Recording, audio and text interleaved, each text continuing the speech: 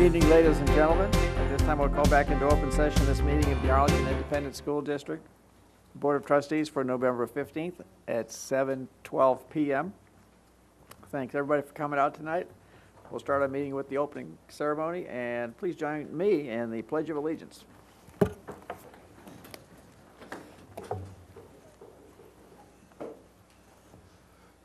pledge allegiance to the flag of the United States of America and to the republic for which it stands, one nation, under God, indivisible, with liberty and justice for all.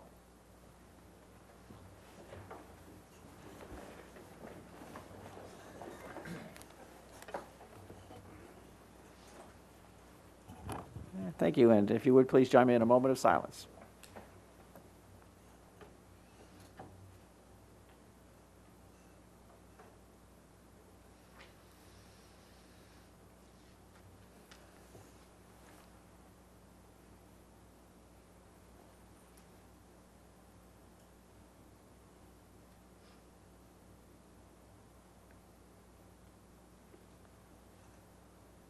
Thank you. And while you're doing that, please go ahead and silence your electronic devices.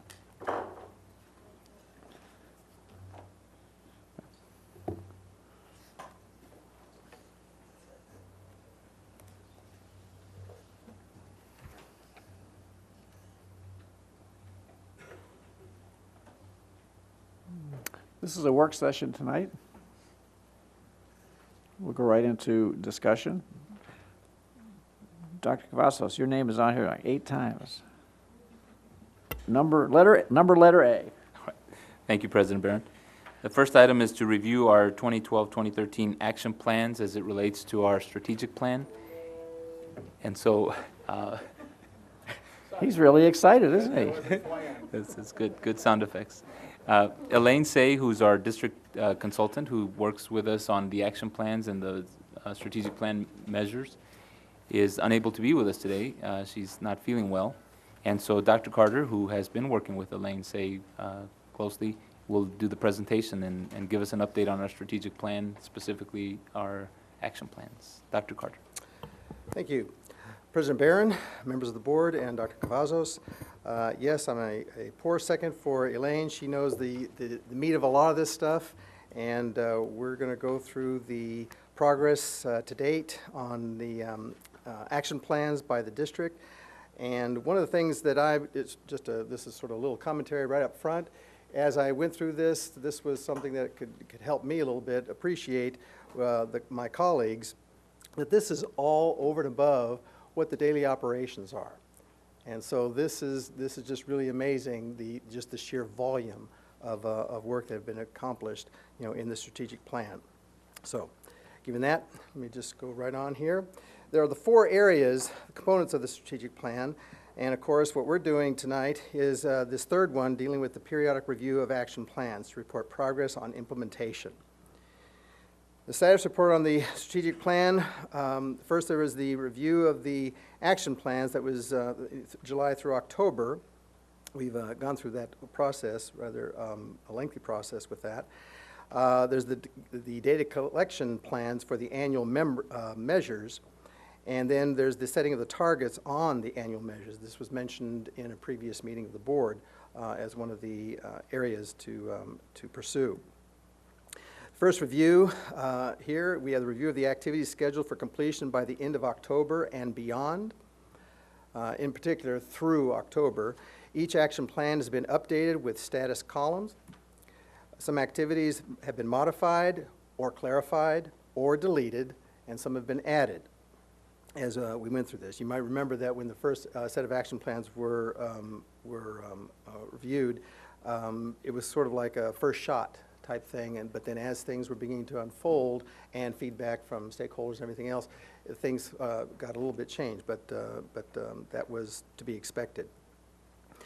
First goal, learning and achievement under the Inspired Learners Framework. The MPE, the Managed Performance Empowerment, we had the principal training in August and a consultation with a consultant with CRSS There's the curriculum audit, RFQ, that has been presented to the board, and that was in October. We had the instructional models. There's the identifying the membership of the committees to look at that, and the initial research has been conducted already. Demographic study, scope of service, that was done originally. And then we go to Goal 2, the higher education and career. The CTE catalog, there it has been established, the highlights, which highlights certificate programs, dual credit offerings, and college hours toward a technical associate's degree has been reviewed and in process of completion. The CTE course offerings has been distributed through direct household mailing and district events. Race to the Top grant is a focus on career and college readiness, and also in there is the provision for the early college high school with Tarrant Community College. Courses in development with TCC for the 2013-14 school year will include basic welding, computer-aided drafting, gaming and simulation, automotive repair, automotive collision, air conditioning, and computer maintenance. And then we have the collaboration with TCC for additional dual credit courses to have a significant expansion for a student participating in dual credit. Goal 4, we have the world-class facilities. The RFQ for the facilities assessment includes an inventory software, and originally was to be presented to the board in November, but I don't know if Cindy may want to address that. We're now anticipating that will be in December. Part of that is obtaining educational standards. The finalists will probably help with that in setting what those standards would be, and that would be the comparison of the facilities assessment. It includes a component for the proposer to assist the district staff in developing those standards.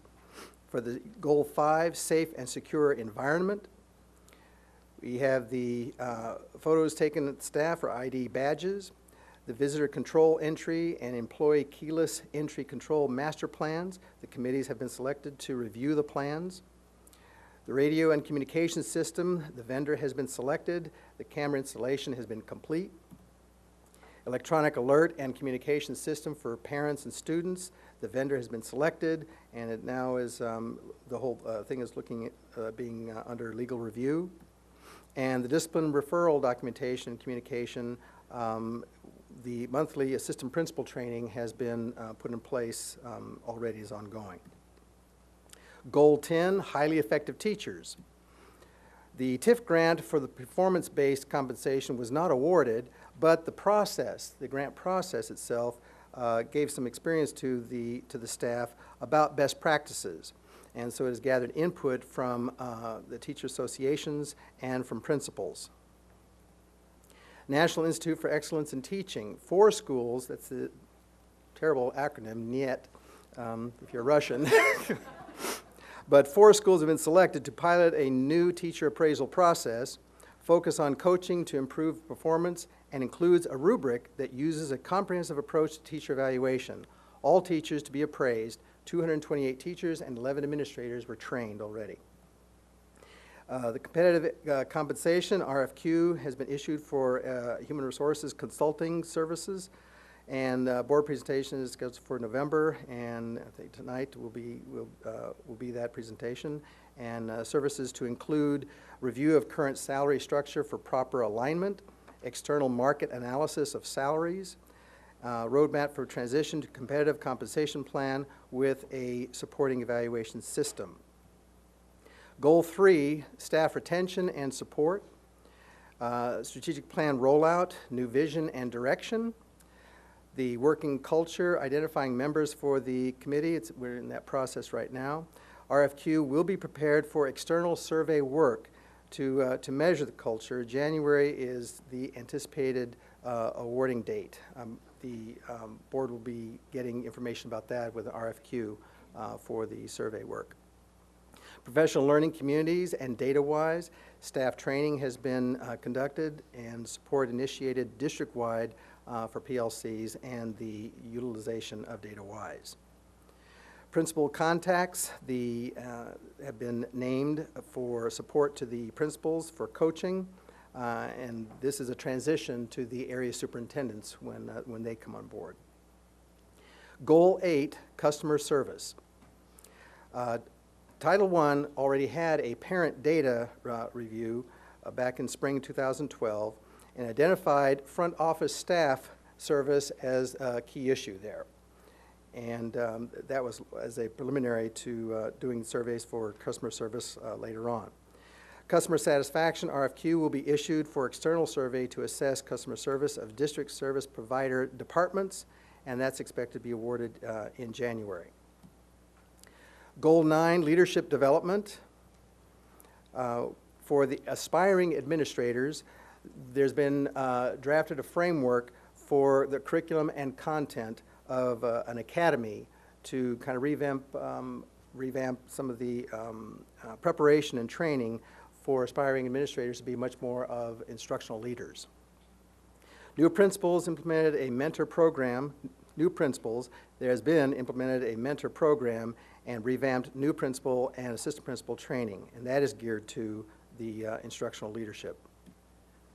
All principals, as has been mentioned before, there has been established principal contacts for all of them in order to support the principals and conduct formative assessments.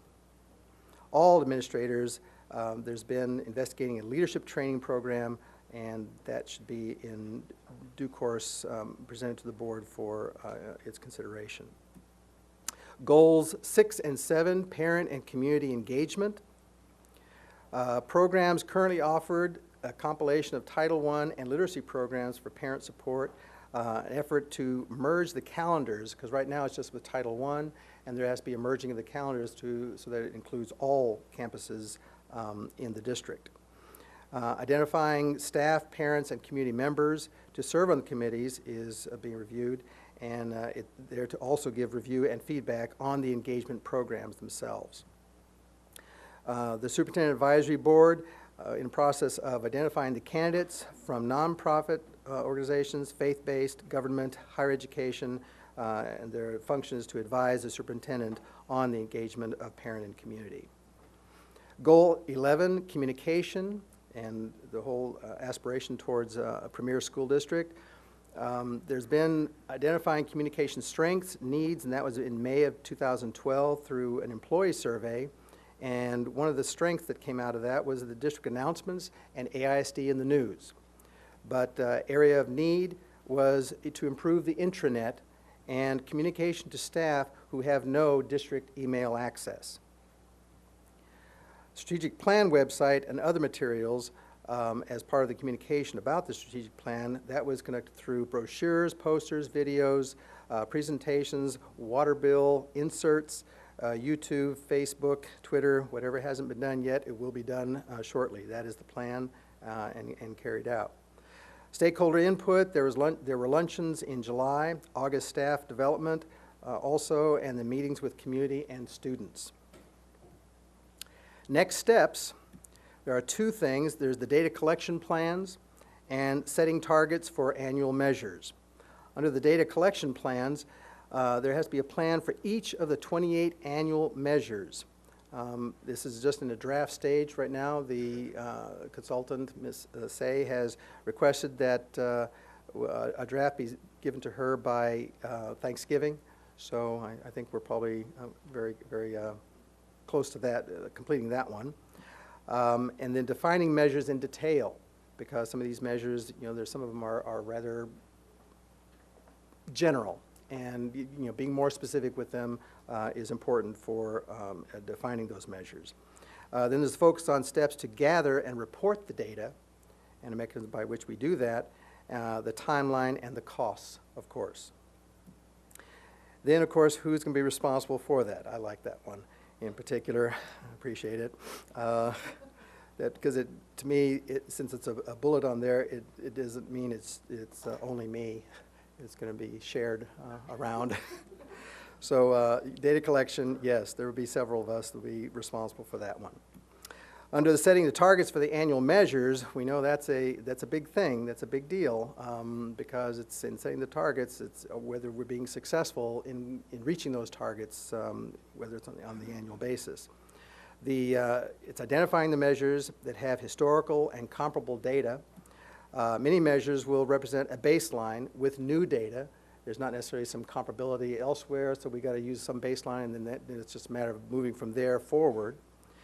The types of targets, some of it is definitely numerical, some of it is about growth targets, some of it it's maybe a certain threshold, whatever it is, all that has to be decided. As it says, progress, specify a level of improvement made over the prior year by points or percentages. Comparative, that is like comparing performance to the state or to the nation. Or some standard, a designation of a specific level of performance to be reached. The combination, there could be 2 or more types. As, for example, you could have it with STAR. You could easily say what's the threshold of actual percent passing, but then what's in terms of what growth, especially if the state has a growth measure that can be used. So there could be a combination of all of them. And then we recommend the targets, and then recommendations for you to consider. That will be fairly soon. Questions? We're open for questions. Mrs. Sullins. Thank you, President Barron.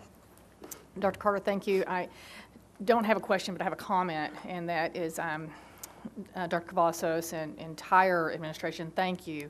I think when I listen and see this first major progress report is tremendous when we realize how far we've come from those days that we all sat in the conference room and said, you know, where do we go from here? And to see the depth of the commitment and see this strategic plan that will not sit and collect dust and is turning into an action plan. It's very exciting. So just my hat's off. Thank you. I appreciate your report and appreciate it. Dr. Reich. Thank you. I would absolutely echo Ms. Sullivan's comments. It's so refreshing, so refreshing.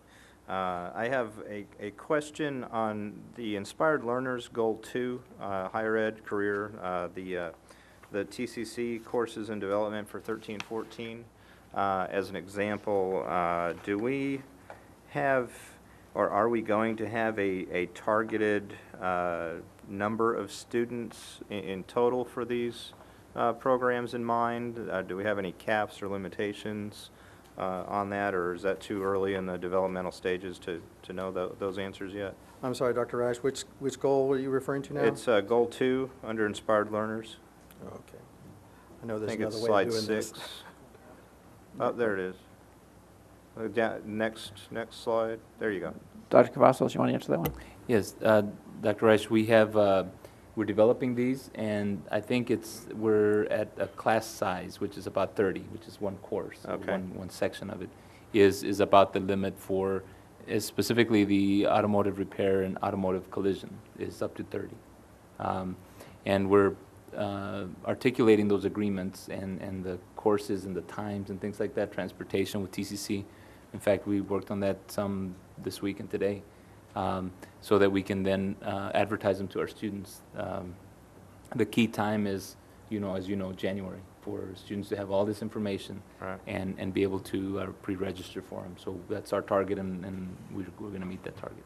And this is going to be offered district-wide for a total of 30 students from That's correct. any high school? That's correct. And Okay. we will be providing transportation, and the automotive in particular, and the automotive collision, those programs are at the South Campus, TCC, not Southeast.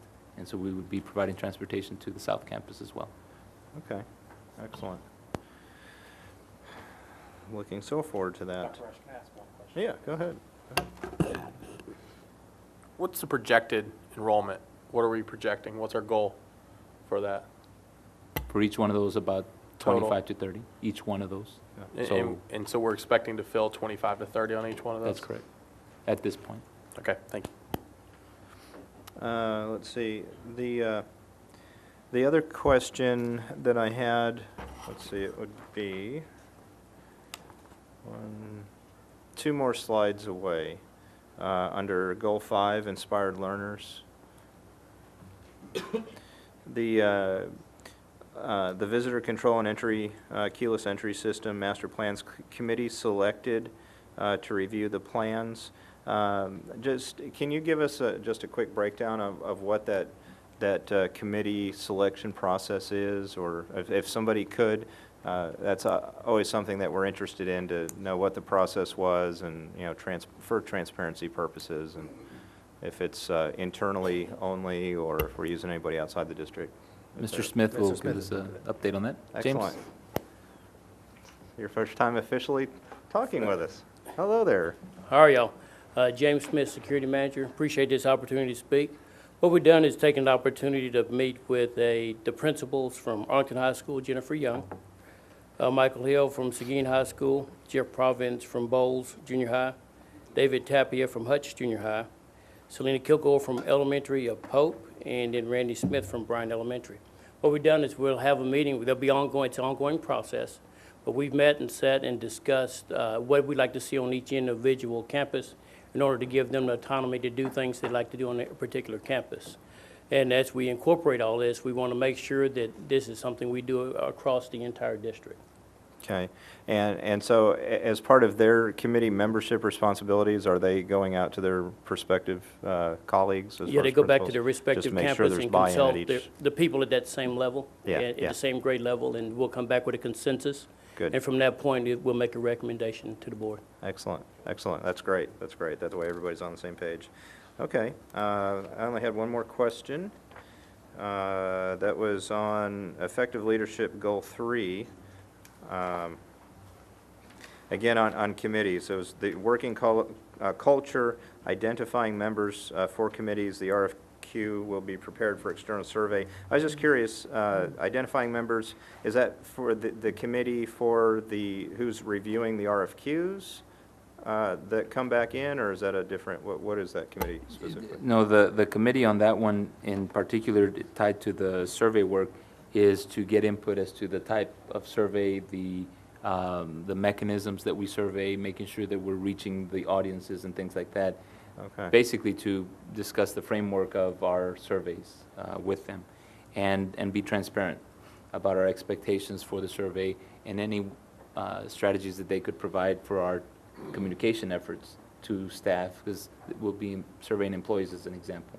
Right. And so strategies to communicate to staff about the foundation of those surveys, which is improvement, and the fact that how can we encourage people to, when they get the surveys, to actually fill them out, and then what we do with the data. So it's more for the transparency and for them to help us build that communication structure back at the schools. Okay, and that is specifically targeted for internal, for the actual working culture, not necessarily something that would be targeted for any kind of students or parents or outside community members. That's just That's correct, working and culture. then Okay, good. the student survey is scheduled for the fall.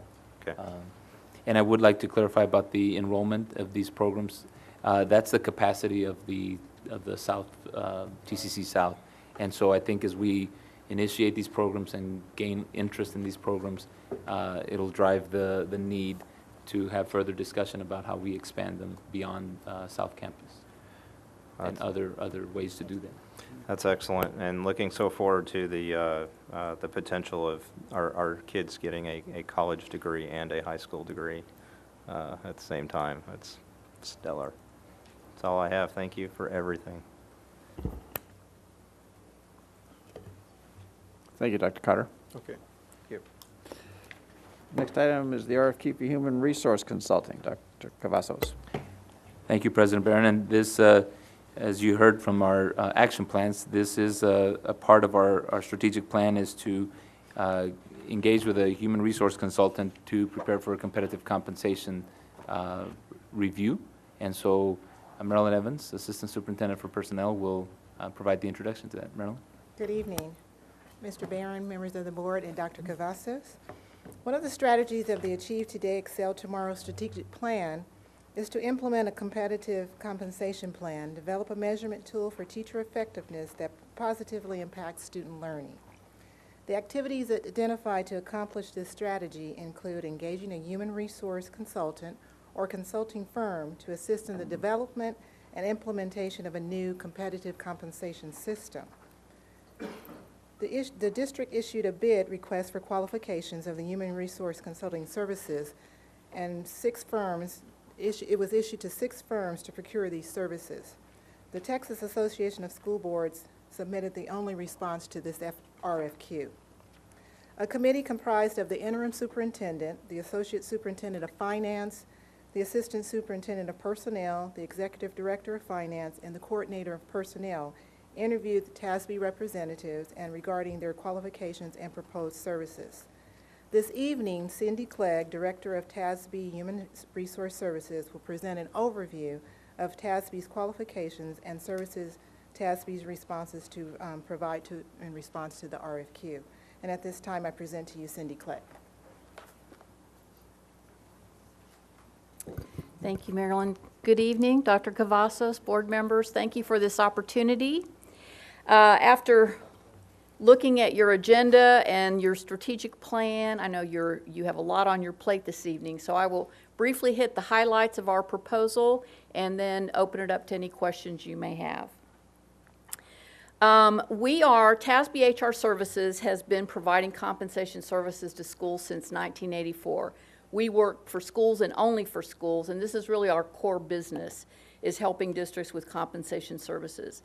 Our past clients have included actually over 600 school districts. I counted them up after that slide, and it's much more now. And we worked with Arlington ISD multiple times in the past. We were the consultants who set up your original pay plan for the non-teacher employee categories back in 1988. And then we did various projects after that to help you review and realign those pay structures in 92, 2000, 2003. And I'm very pleased to say we are a newly announced partner in the new state-level TIF grant. I know you had applied for that, and I'm sorry you did not get that, but the state-level grant that we are partnering with is designed to, it's linked to the pilot evaluation system, and the goal of that is to develop optional models, more flexible models, and affordable models for school districts statewide to be able to implement after the 5-year grant is concluded. So we're pleased to be able to be a partner and have access to that process. Our proposal really has 2 main parts. The first one is the competitive compensation study. We will evaluate your current salary structure for all of your employee groups, including teachers, and give you very specific recommendations and implementation plans to align your pay practices with today's competitive market. The second part of it is to assist your leadership team in the research and planning that is involved in a performance, making the decisions for a performance-based compensation system. And let me elaborate a little bit about that. Those 2 deliverables will be a competitive compensation system for all your employees and what we're referring to as a roadmap, which is basically the decision points that need to be made to performance-based pay.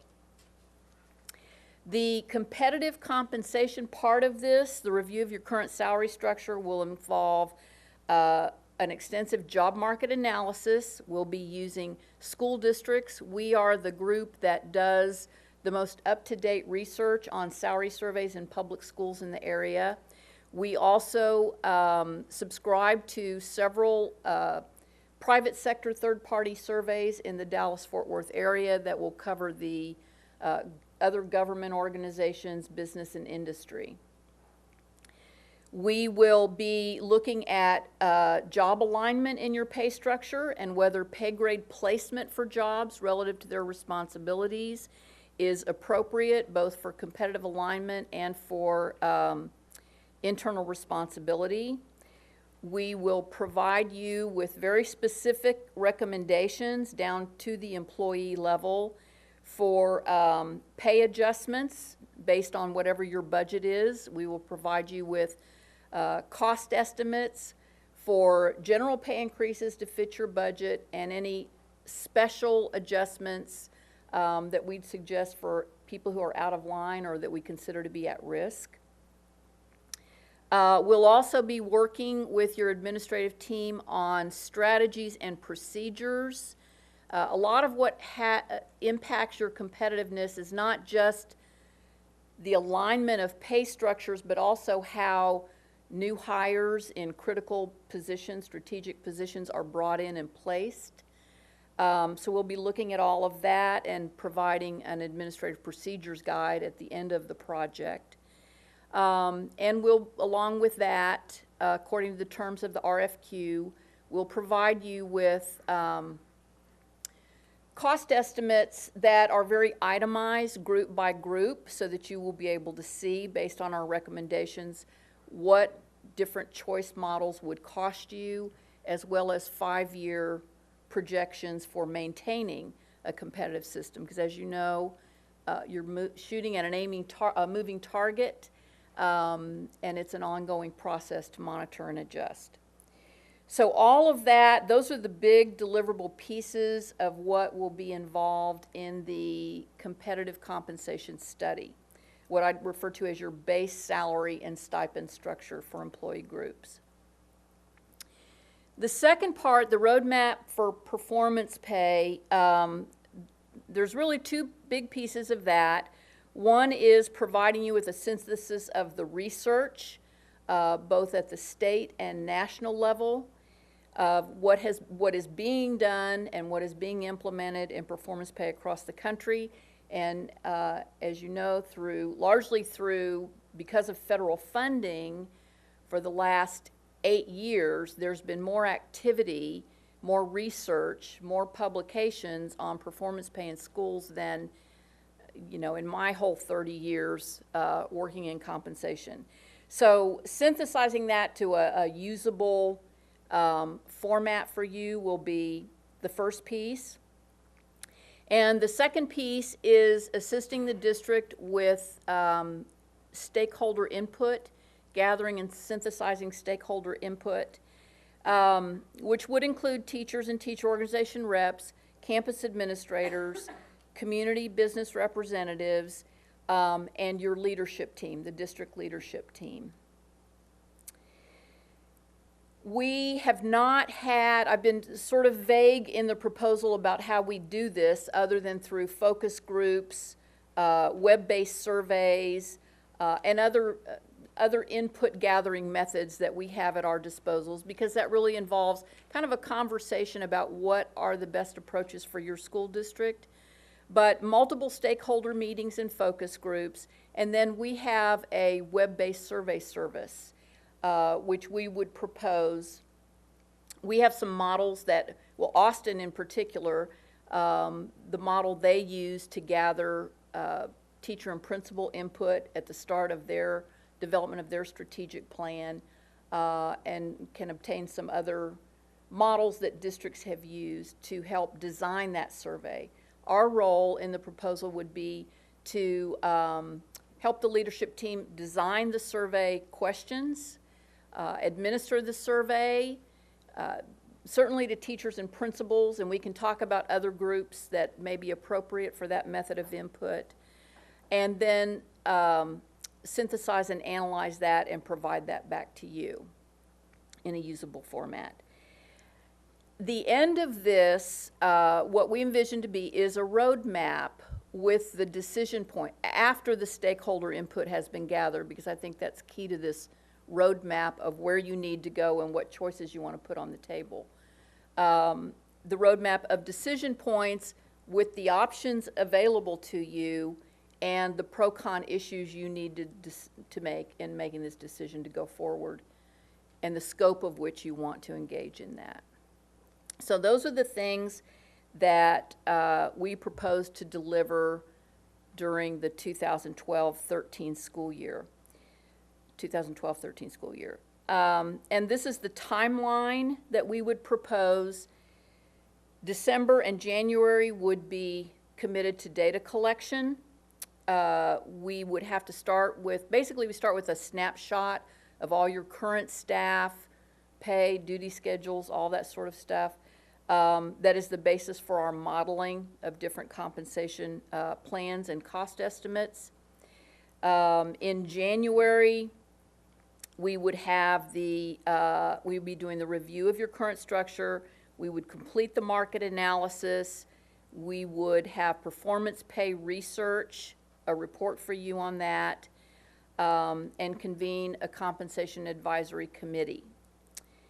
By February, we would have finished our review of the salary structure and market analysis and have an initial model with cost implications of that. We would have stakeholder input meetings on performance pay to help us in shaping the survey and design the survey and get it out there during the month of February. March, we would propose to have a first draft of recommendations and cost estimates available for you, and a first draft of a planning roadmap. And then by May, we would have our final report of the salary structure review, final roadmap, and procedures manual for pay administration moving forward. So, those are the big pieces. I've submitted a proposal that has a little more detail than that. We've only had one meeting with the leadership team sort of to talk about our concepts and ideas, so there still needs to be a lot of dialogue about details moving forward. But I'm going to pause there and see what kind of questions I can answer for you. Will the fact that the legislature is going into session in January have any impact on what you're going to do? Well, it could, but we're going to move forward and proceed as we do every time the legislature meets, as if all will be well in the end, and run our model. This is all scalable. So once we have models built, we know where you're in or out of alignment. It's really a matter of scaling it up or scaling it down according to your budget. And typically we work with districts throughout the budget process until we come up with the best plan that is affordable for that district. When we bring you cost estimates, it's very itemized, group by group. For every pay group, there will be a cost estimate of what a certain general pay increase may be, what special adjustments would cost to fix certain problems, so that you're in a position of either deciding you can do it all, or phasing it in over a couple of years, or choosing priorities. Thank you. Mr. Hibbs. Thank you, Ms. Clegg. Clegg, right? Clegg, yes. Okay. One question about TASB's representation.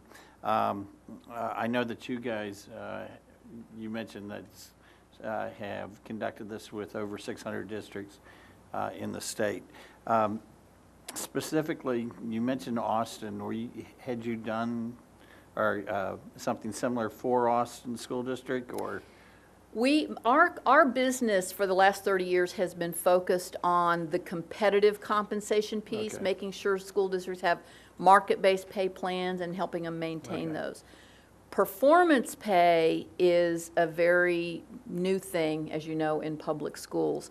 So my reference to Austin was in terms of the model. There's really two big districts in Texas that are farthest along, I'd say, in this. One is Houston and one is Austin. Okay.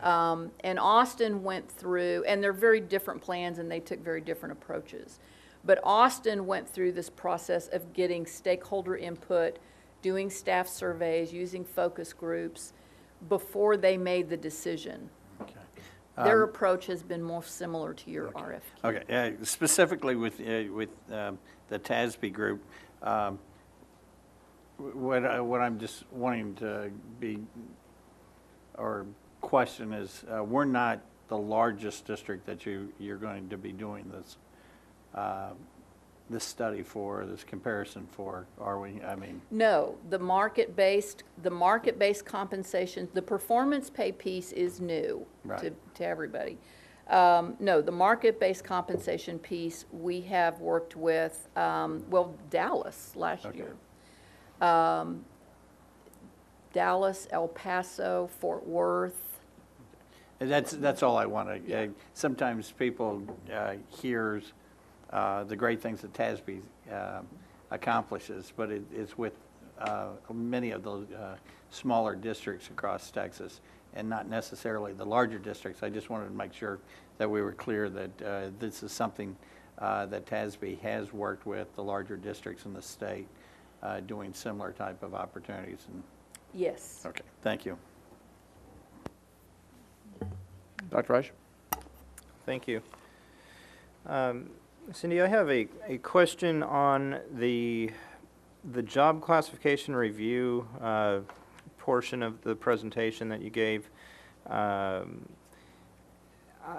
the job market analysis, I know you said that you're going to look at districts and other organizations to make sure that there's similar classifications or upgrades that need to be made. Will you also, regarding pay structure, look at outside the education market for those job categories and classifications? Is that a typical part of your process? Because one thing that has come to us through citizen committees and other groups is that there are certain job categories that are perhaps underserved in pay inside a public ed district versus out in the real market where they could maybe get a different pay grade for a similar type of work. So do you take that into account? Yes, we do. Okay. We use multiple survey sources outside the public education arena, and we concentrate very heavily in the areas of technology, business accounting, skilled trades, especially in those areas. We look at a cross-section of different employer types. Okay, great. Yeah, because and I know there was an area where you're talking about coming up with options for different choices that we could make based within budget. And I would be almost certain that there's things that we want to do through our strategic plan through the continuum of time with rewarding, retaining, recruiting the best that might not be within our current budget. So I would definitely encourage, give us the whole thing. You know, here's where it is, and here's where you should go. Here's where you may want to go, and then just like you said, for us to have that, you know, priorities or phase in or all at once type of thing. It's where we definitely want to make it right. Regarding the stakeholder committees, I just want to clarify: are you going to be the facilitator then, in charge of that stakeholder committee, calling the meetings, or are you going to help define who those folks are to develop and tap into your survey tool that you have that has? Well, that kind of remains to be discussed. We Okay. really haven't fleshed out the details about what level of support is needed, but I certainly can provide some models, prototype, the way other different school districts have approached that, Okay. and we'll Okay. discuss that. Okay. And so there's, with the proposal that's on the table, you have enough of a comfort level in there where if the district requests that you be in charge of that whole kit and caboodle as far as facilitating, you know, they'll have input, but you're going to be primary point in working with that stakeholder group. That's already built in there into that RFQ.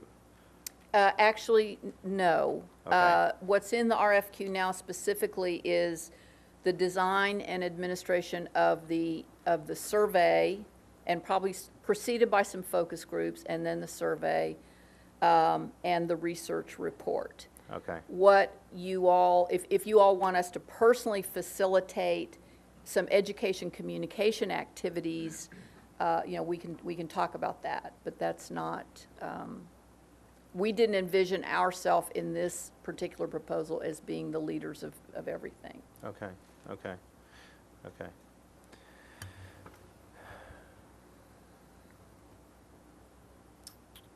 And then, let's see if I can form this into a question.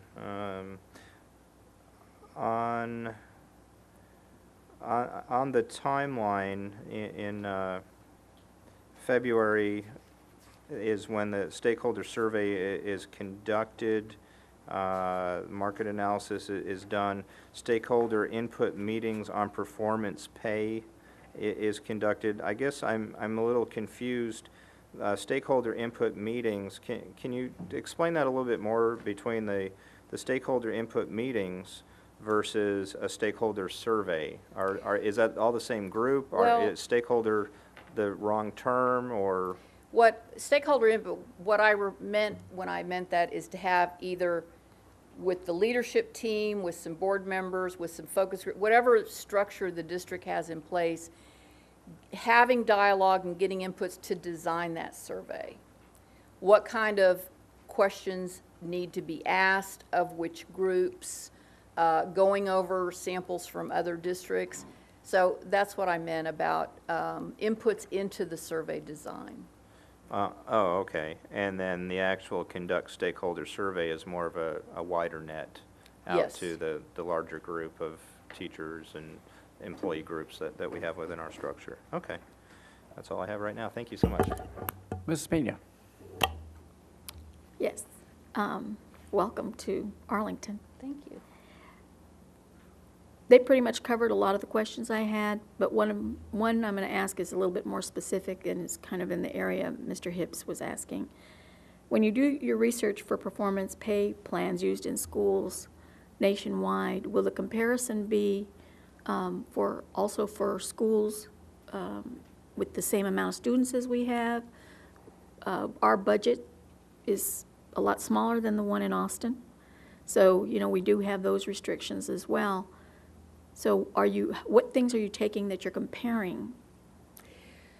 Well, there's not, you know, we've had almost all, if not all, of the performance pay plans that actually have been implemented in public schools today have been largely funded through federal grants.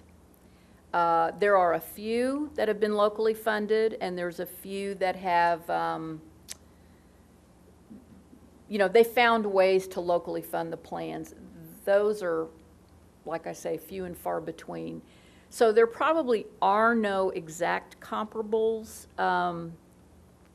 for Arlington ISD, and I think that's part of the decision roadmap that we're talking about, is what you want to accomplish, what is affordable, what are the resources. If you don't have federal funds, even the districts that are largely funding their plans through the TIF grants, and prior to that, the DATE grants, those funds are running out, and they now have to, become locally sustainable a bit. So all of that is part, I think, very critical to decision-making. What can you do with the resources that you have? Okay, but will you also be providing us the data that shows what other school districts that are our size? Yes. Because we're the 9th largest in the state of Texas. So if you're using nationwide, I just wanted to make sure we're looking at school districts that are comparable to our size. Yeah, there's about, maybe a dozen in Texas through the state grants. I think the Texas examples will probably be more relevant to you, but our research base will be nationwide. All right, thank you. Mr. Hogg? Thank you, President Barron. Hi, Cindy. How are you tonight? Hi, thank you. Good. Thanks for coming up. Cindy, how many districts are you currently working with right now to do performance pay recommendations? 0.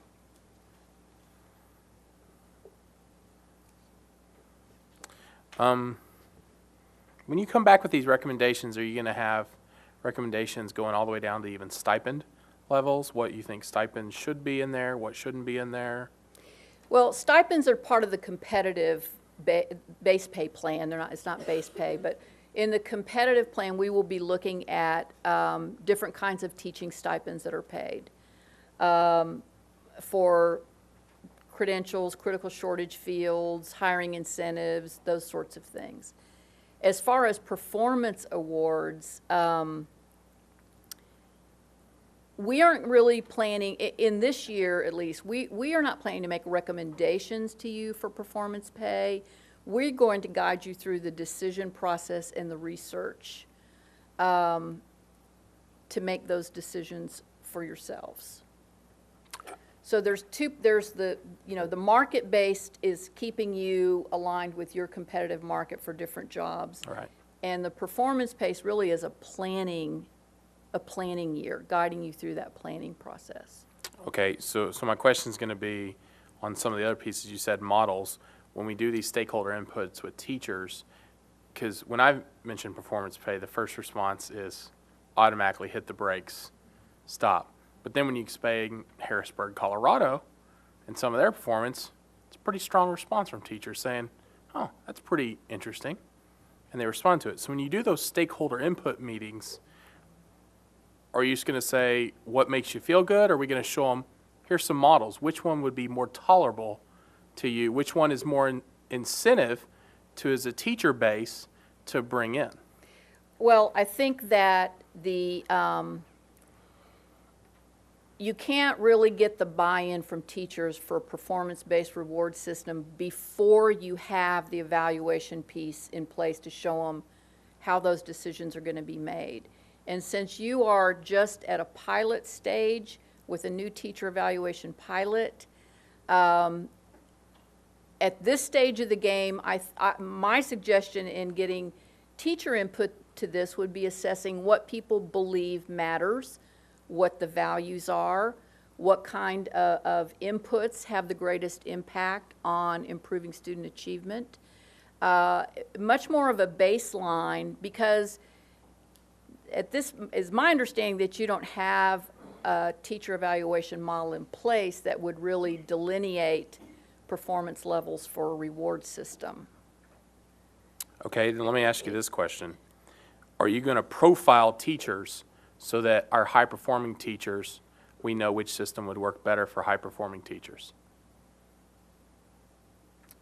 So are we going to have No. teacher profiles? Are we going to have para profiles? Are we going to profile them so we can then see which groups, and then from which groups, you know, because I think our new teachers are going to have a different perspective than our experienced teachers on that. Research I think our math shows teachers that. are going to have a different experience than our English teachers on that. So are we going to profile? So I guess you said no, we're not going to profile so we can see which groups. We're just taking them as a whole, as an entire group together.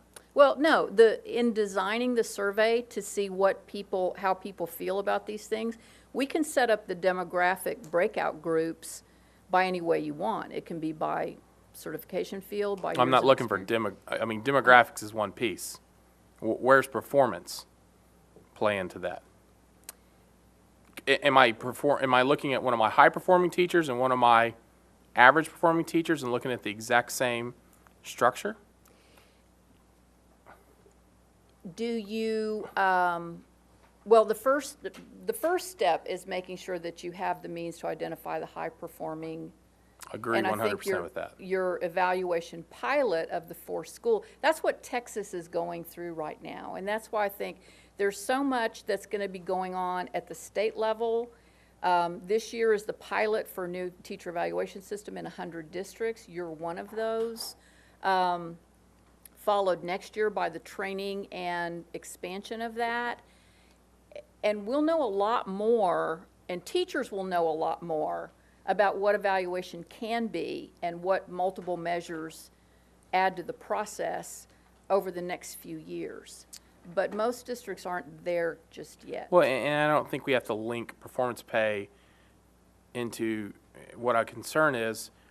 Don't link performance pay just to test scores. That's not what performance pay Correct. is looking at, and that's the worst thing. I think a lot of our teachers think about that, and I even have the attitude of maybe it shouldn't be linked to individual teachers, but to campuses, teams, something of that nature. So are those models going to be brought forward to these groups to help them understand, work with senior staff and us being brought forward so we can decide which is the best path? That's all part of the decision process, those kind of options and choices, yes. And so with that, are we then going to be able to look and say, from historical, and that's my concern with zero, and I understand it's a new thing, and I like new, so that's a good thing for me. So please don't take that as a negative, I understand.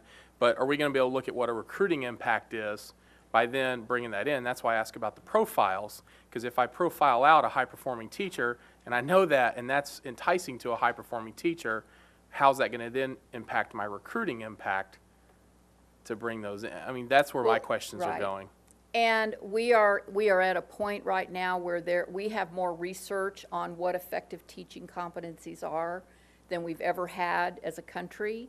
Those competencies are the basis for there's 2 evaluation systems being piloted. One is the TAP model, one is the Charlotte-Danielson framework for teaching, and we may end up with a blend of those 2. So, we say we aren't going to develop a profile, but there are certainly, there's research on it, what are effective teaching competencies out there that others have done. And thank you. And I would just there's been a lot of research, and I think everybody's on board that evaluating teachers on test scores is not a valid way to do it, that it's got to involve multiple measures. I've heard you present before, and I've talked with you before, and I think you do your research, and so that is a reassurance. My concern is you've only have worked with schools. That's definitely a concern, I think, but I think that's also a value in some areas. So that before the next meeting, and I know we're in the early stages, Dr. Voss, next meeting, I think it'd be helpful for me to see kind of what a report comes back in, so we know what we're kind of getting, what we're paying for, because from this, I don't really know exactly what it's going to be. And also, Dr. Voss, if we can get, I know you all have to have more discussions, but some type of, I'd like to know exactly how much it's going to cost before we agree to anything and sign that. So we don't need that tonight. I know we're not voting on it, but just wanted to bring those up. Yes. Thanks, Cindy. Ms. Sullins? Any other questions? Thank you. Oh, yeah. Yes, and thank you. I do have, just to clarify, we've talked about this for a few minutes, and I keep hearing teacher evaluations, but this is not limited to one employee group of teachers, right? We're talking about performance for across the board. I wanted to just a clarification. Well, yes. I mean, as far as the needs assessment, the planning part, that's all part of it. Right. There are hundreds of decisions to be made, in embarking on something this big. Right. And the scope of it, and what's affordable, and what the measures would be, that's all part of it. In the districts that you have studied, they have not limited it to a particular employee group, though. It's like, we're going to do performance pay in employee type A, B, but not C and D, or so forth, or it's more across the board. Well, as far as, most of what has gone on in performance pay has been focused on teachers and principals, mostly teachers, also some principals. To the extent that other staff are included, it's usually in some kind of group reward program where a campus is rewarded, or the whole district gets rewarded. And then districts sometimes, but on an individual performance-based compensation, there's very little below the level of teacher that's not just team-based.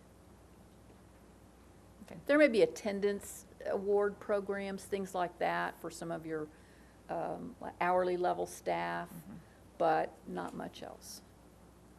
Thank you.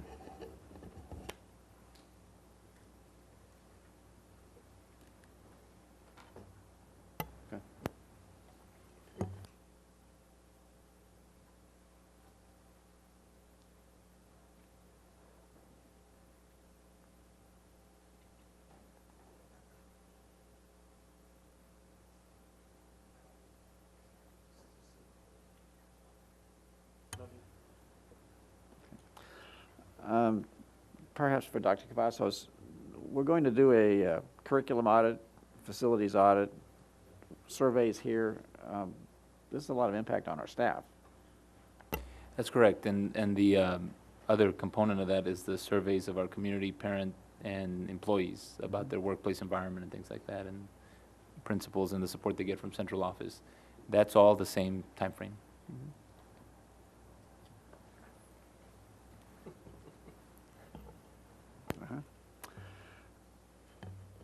I teach at a TAP school, so what you're about to bring to us, I'm very interested in, and it strikes me that TAP is an extremely expensive proposition, and it's all NIET grant. I don't see that kind of program existing without grant money. So I'll be curious to see how we can sustain a performance pay system without some kind of external influx of cash. So I'm curious to see what we're going to come back with. Thank you very much.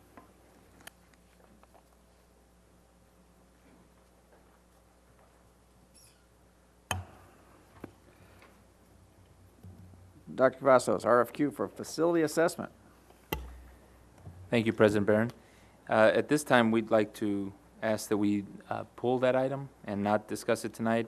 We are still in defining the scope and the cost with our finalists, and we have some work to do on that, and we'd like to bring it back in December.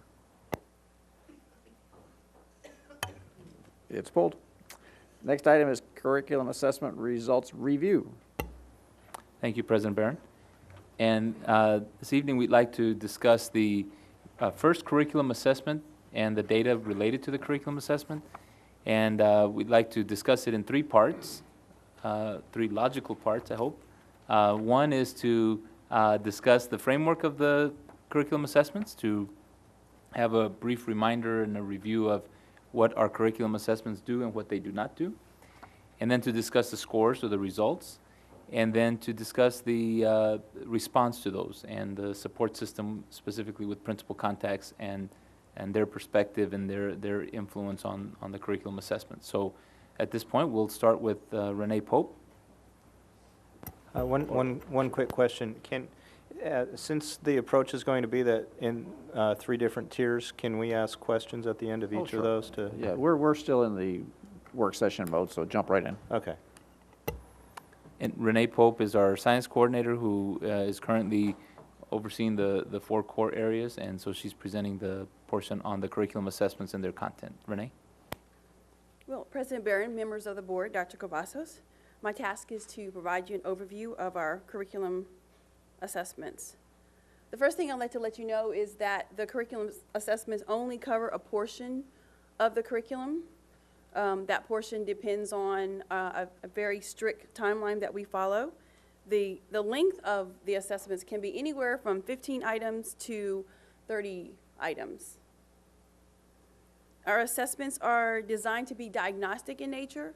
They are designed so that our teachers can use them to evaluate their instructional practice. They can use them to determine where they need to reteach and which students need interventions.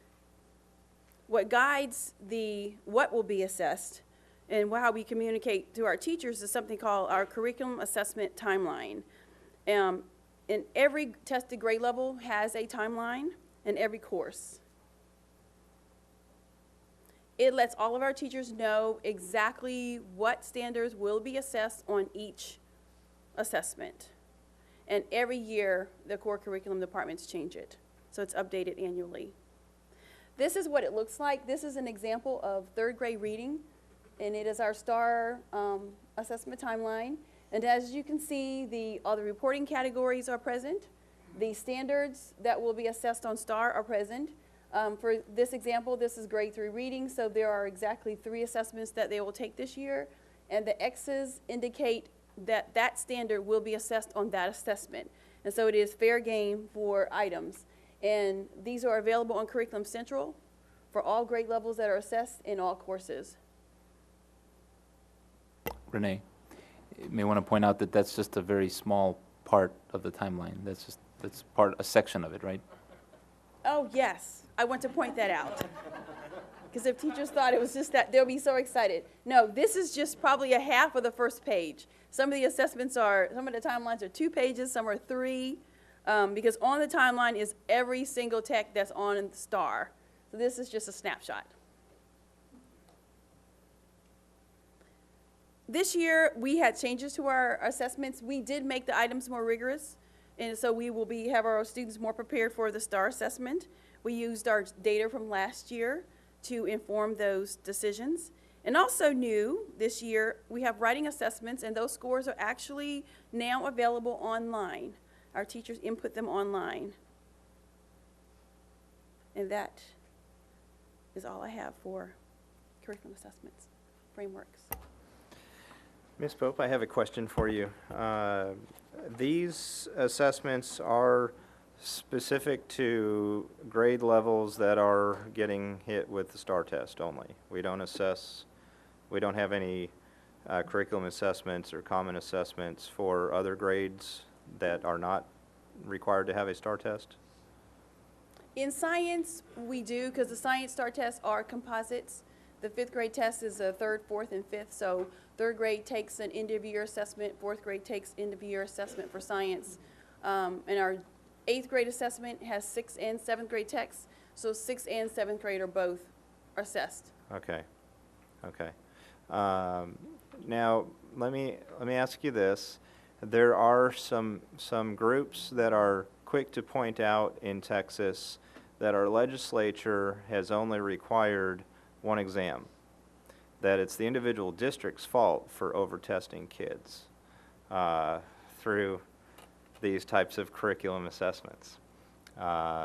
Those particular groups don't necessarily discuss preparation for those exams. They just say, hey, the state's only said one test.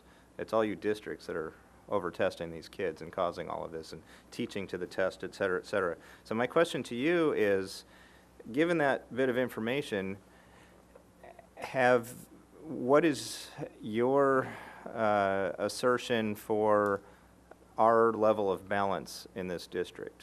Are we right on target? Are we over-testing? Is there a part of the annual update, is there a review into how much we are testing versus the content and the rigor? Just all, again, in frame of that comment that the state only requires the one test. It's all of us doing it. You know, that is an ongoing conversation. And when we went to the 15 and 20 item assessments, we did have an opportunity to look at other districts, and come to find out we really assess a lot less than they do. And we accommodated our high school principals because we wanted, I think, 4 assessments, and we actually dropped an assessment. So, and then this year we changed our calendar, so it's just one particular day versus a window of time, just to try to limit the number of instructional days. So in between shortening the assessments and limiting the window, I think that we've accomplished a pretty good balance.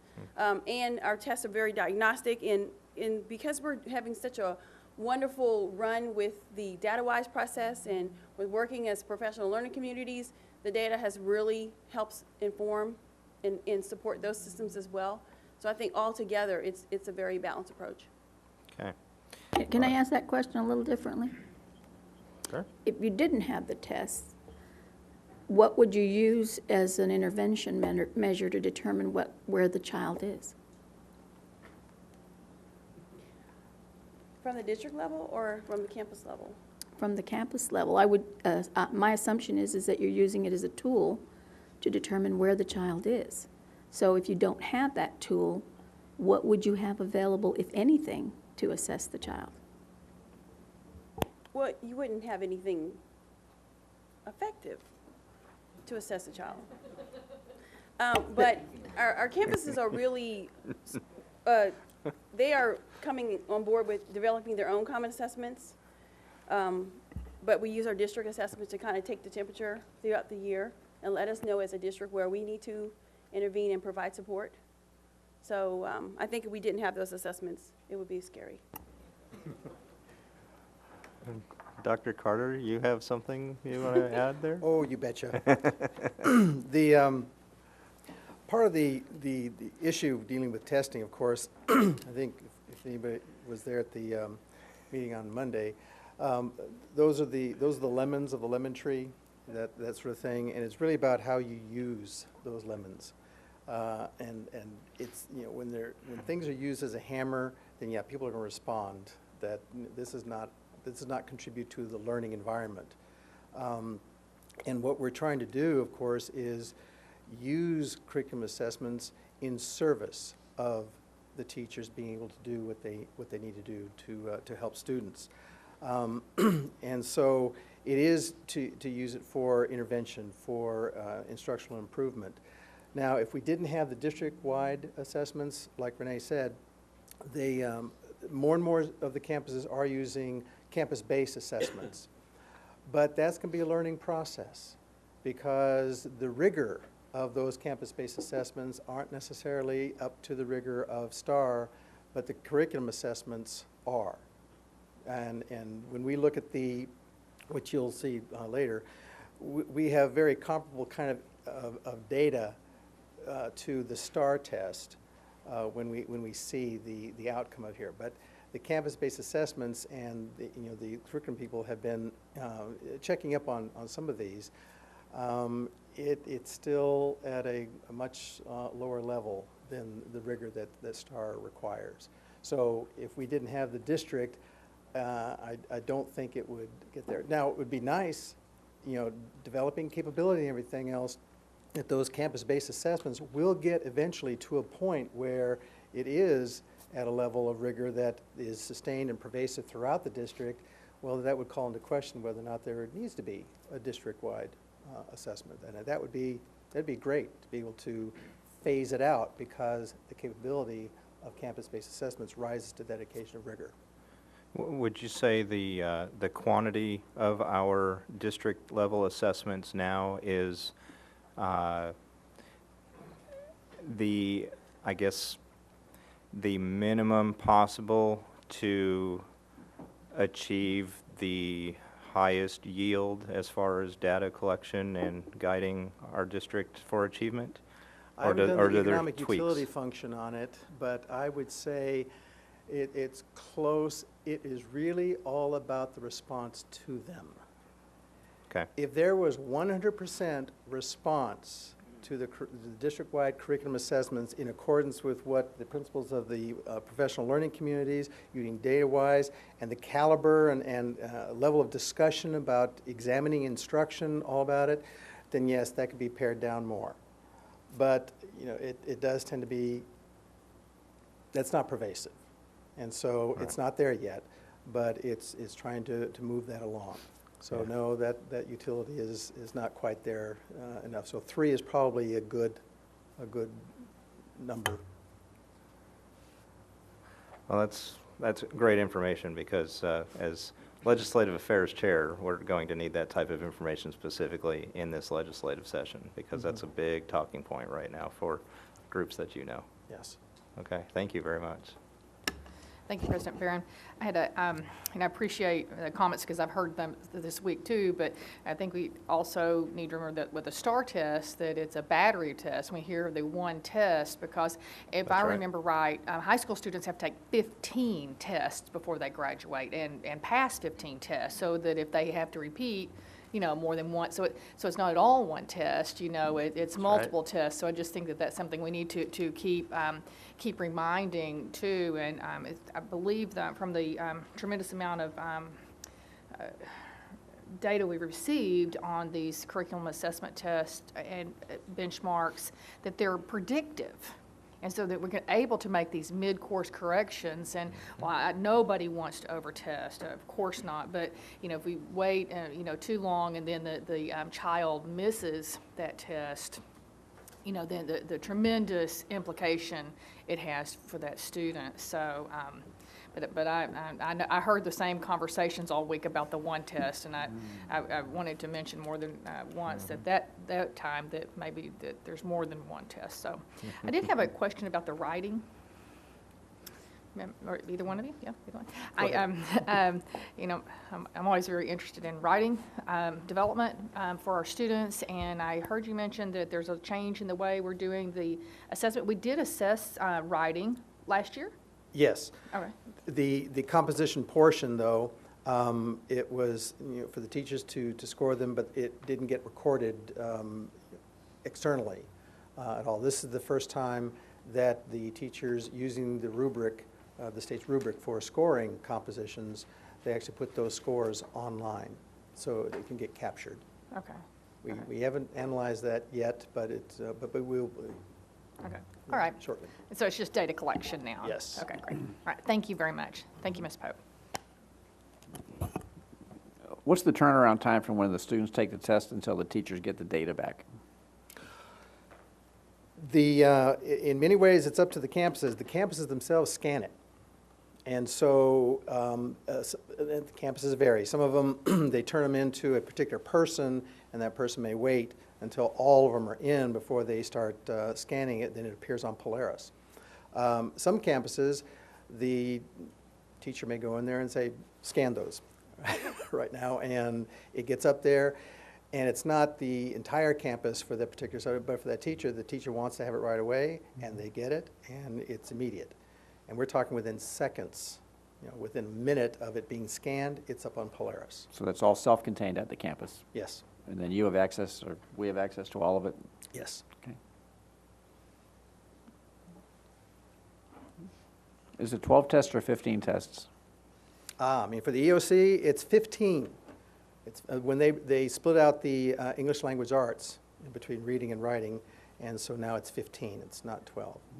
And we've already done the writing for this year, have we? No. No, that's coming up. For curriculum assessment or for STAR? For EOC. For the EOC, that'll be in April for the writing test. And the reading test. Retests are going on. The retests are, the chance to retake the tests, the state quibbles about terminology, is in December. And we have several students that are going to be retaking that test. Thank you, Several Dr. Carter. tests. You back on again, Ms. Pope? Oh, somebody else. It'd be me.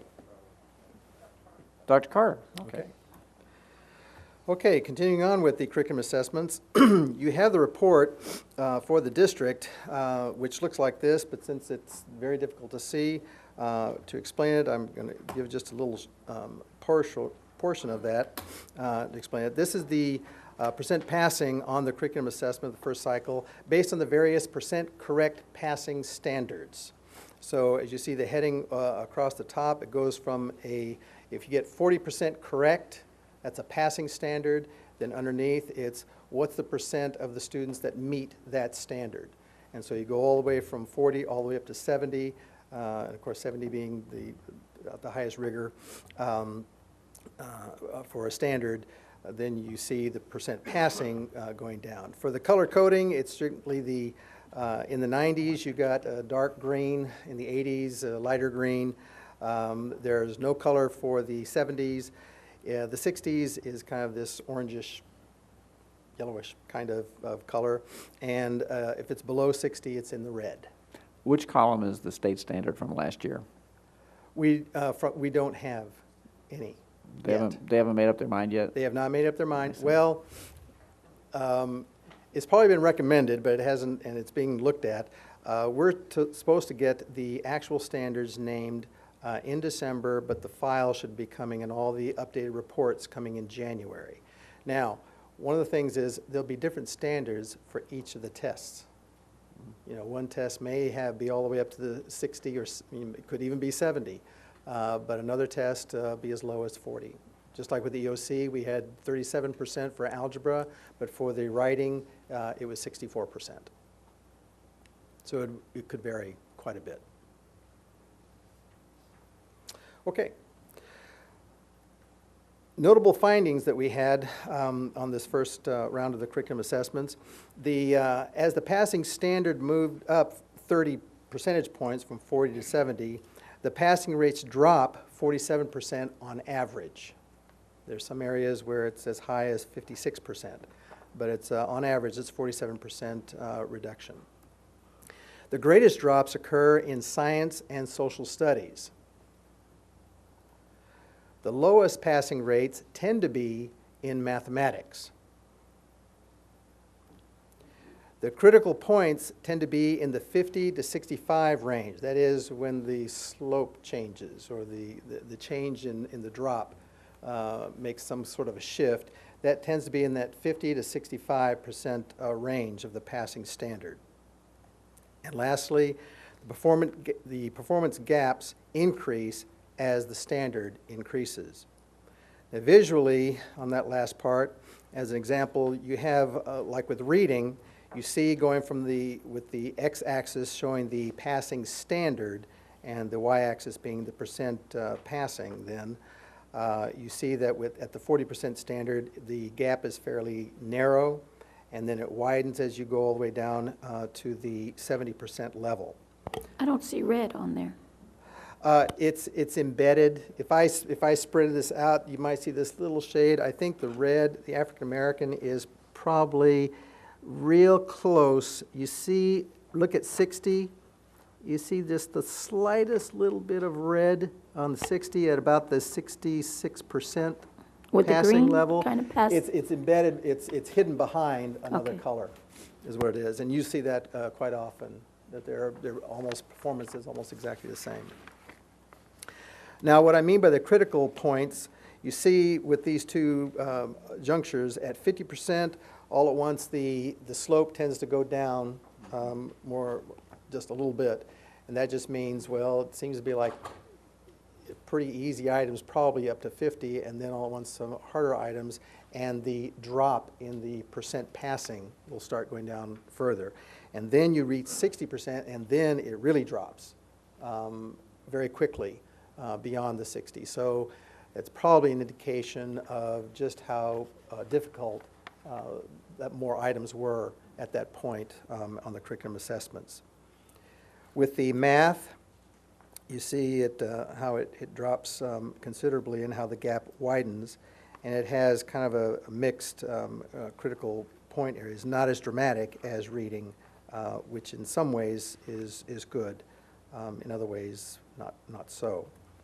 With writing had a peculiarity when it came to the critical points, because in the 55 to 60 range, it sort of flattened out. Not flattened out, but it wasn't as sharp a decline. So somewhere in there's just a number of items that the students were able to get, but the drop just wasn't as dramatic as it was before reaching the 55% standard and after the 60% standard. But you'd also notice just how much it dramatically drops after the 60%.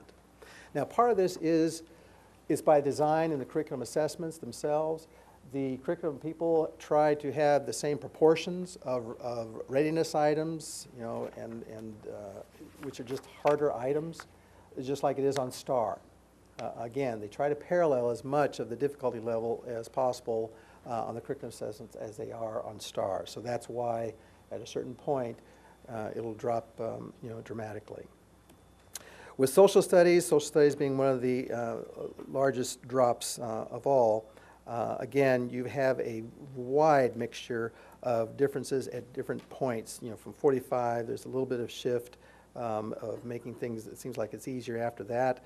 For some, not a dramatic shift, but then at 50%, it drops more. At 60, it plunges, but then it starts leveling out a little bit after 65. And that's just, I think the nature of social studies is it's such intensive reading, but also graphs and integration of several areas, in many ways more interdisciplinary than you have like with math or with the English language arts. With science, again, what's notable there is how the critical points, you have some with some subgroups occurring low at 45%, but then at 55%, immediately there's this drop. So there must be some fairly easy items up to approximately 55, but then after that, it just drops very quickly. So the students, when it comes to more than 55% of the items, then they are sort of confronted with more difficult items than before. Dr. Carter, Yes, these are district-wide numbers. yes. If we looked at, say, just high school, would the graphs be the same, or would they be different? They probably be different.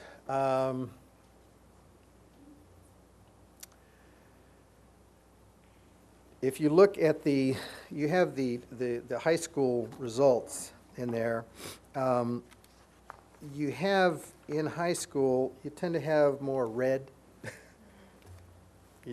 So you're going to see probably more of drops because you start off fairly equal to the district and other grades at the 40% level, but you quickly go into the red zone in high school than you do in the other grade levels.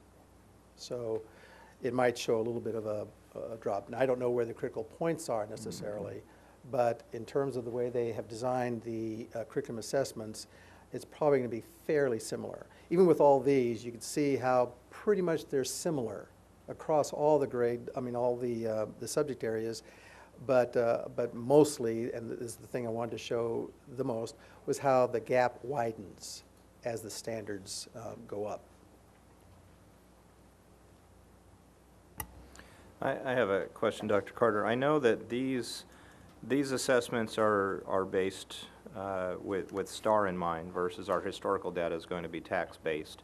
So I know what I'm about to ask is not necessarily an apples-to-apples comparison, but if you were to overlay these different passing standards, 40% through 70%, on these same categories and sub-pops, overall, do you think the levels of, if you will, greens to reds are going to be about the same blend, or are you able to see that with the STAR our numbers are starting out higher or already lower than historical with tax? The numbers, if we had done the same thing with tax, with the different standards all the way across, there had been decidedly more green. It was easier test, and the Right. curriculum assessments were accordingly they were easier. And so you wouldn't be going to the red area nearly as quickly. Right, okay. And so, yeah, it would look better with tax, but the STAR and the curriculum assessments, in heading towards STAR, it's more difficult tests, Yeah. period. Yeah, okay, Yeah. thank you. Could I add on to that? Dr. Carter, with the tax test, I know we don't know what the passing standard is right now. We're all waiting on that. We're going to have that very soon. We've been waiting on it for a long time.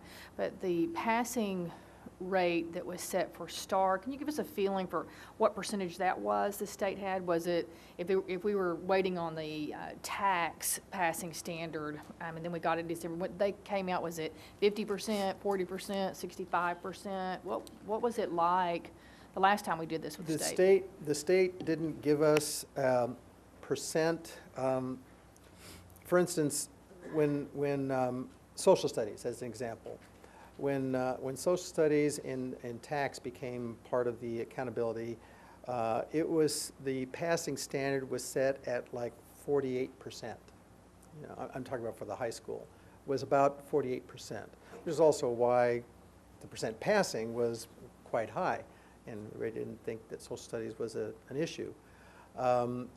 And science, on the other hand, like fifth grade science, the English portion was 75% correct. Okay, very high. With the Spanish, it was even worse. It was 80% for the Spanish version. And so then it stayed pretty close to that for each one of those tests. It didn't vary that much, but it did vary from year to year. That's part of the calibration thing that they did. So if we had done something like this, but we're saying, okay, across the board, 40% standard, it would have been way up there, in terms of percent. Even at the very beginning, probably way up there by comparison. Thank you. I was just wondering if history repeats itself, what we might expect.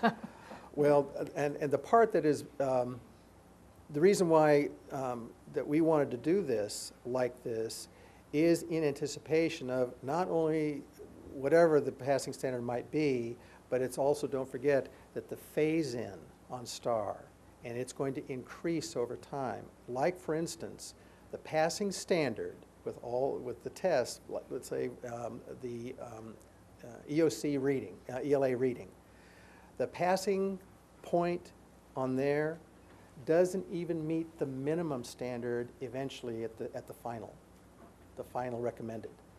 So that phase in, it is going to get very tough. And one of the other Extremely reasons I tough. really like the way this is laid out too is that it not only shows where we're meeting state standards, but, you know, how far we are from like exceeding and maybe even greatly exceeding too, just where we are. So it gives us that we aren't set as a top bar meeting state standards. Right. So, Right.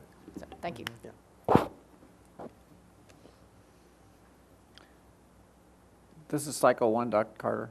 Yes. So these are results from one test or That's- one group of tests? One group of tests. That's correct. Well, let me rephrase that. How many tests did the math students take? One- Which math student? I mean, like algebra? No, one math test? Just one. Okay, so there's the results of one test. Right. For each of these items. Right. And again, we said it's 7 to 15 questions? 15 to 30. 15 to 30, okay. And those are all based on the curriculum that had been taught up to that point? That's correct. Assuming the teacher It's stayed on Assuming, that's right. the line? On the timeline. That's correct. Okay. When will we see another one? We have one. Can't wait, by the way. One group in December. You'll see those results, unless you want to wait to get the January as well. They're kind of split out. Because high schools, we didn't want to have them doing that when they're doing EOC in December. So they're going to be doing some things in January. But the others, there'll be some, they'll be doing it in December. But January will be the finish of the second cycle. Okay. Thank you, Dr. Carter. The next section is dealing with the principal contacts, and just as a reminder, we have transitioned to 5 principal contacts that'll eventually, we're going to transition obviously to the area superintendent model. And so Dr. Melissa Haubrick is one principal contact, Jimmy Walker is another principal contact, Marilyn Evans, another principal contact, Debbie Williams and Evan Smith are the other principal contacts. And I just want to just take a brief moment before Melissa begins.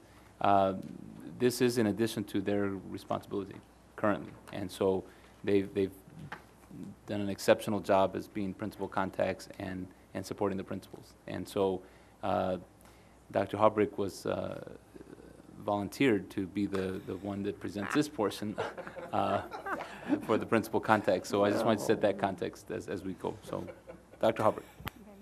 Good evening. The principal contacts have been visiting campuses since the beginning of the school year, and the following are some positive trends and changes that we have observed at each of our campuses. Campuses are implementing and developing professional learning communities and a data-wise process when examining district assessments. Secondly, the process of utilizing common assessments to gauge student acquisition of curriculum and drive instruction is being developed by campuses. And principals, as the instructional leaders, are facilitating academic discussions at a deeper level than in prior years. When in looking at the academic discussions led by the instructional leaders, the principals, what we have seen is grade levels and departments are examining student data. They're developing and implementing strategies and ideas to address academic weaknesses and analyzing the impact or effect of the changes. And understanding the process is a cycle of continuous improvement. These are the things that we've seen as principal contacts that the principals are concentrating on. Not saying that these are the only things. There are campuses that are at different levels, but this is what we're seeing implemented. Also, as we go out to campuses, we are working with principals and looking at the areas of need. As if it's a curriculum issue, we are requesting Renee and her teams come out and visit with the campuses, or if it's a bilingual situation, or if it's a special ed. So also we're gaining a lot of support from our departments. So we're at so far.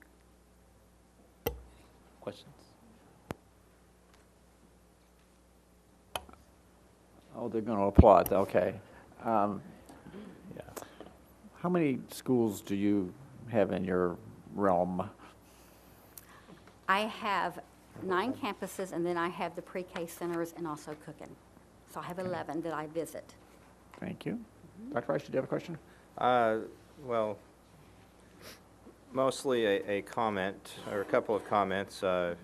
Really appreciate you volunteering for this presentation. Thank you.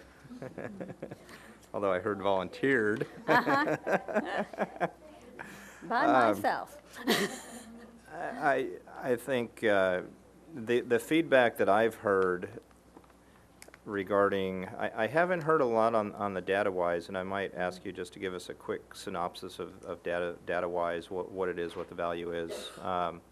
The PLC rollout, I've heard nothing but positive.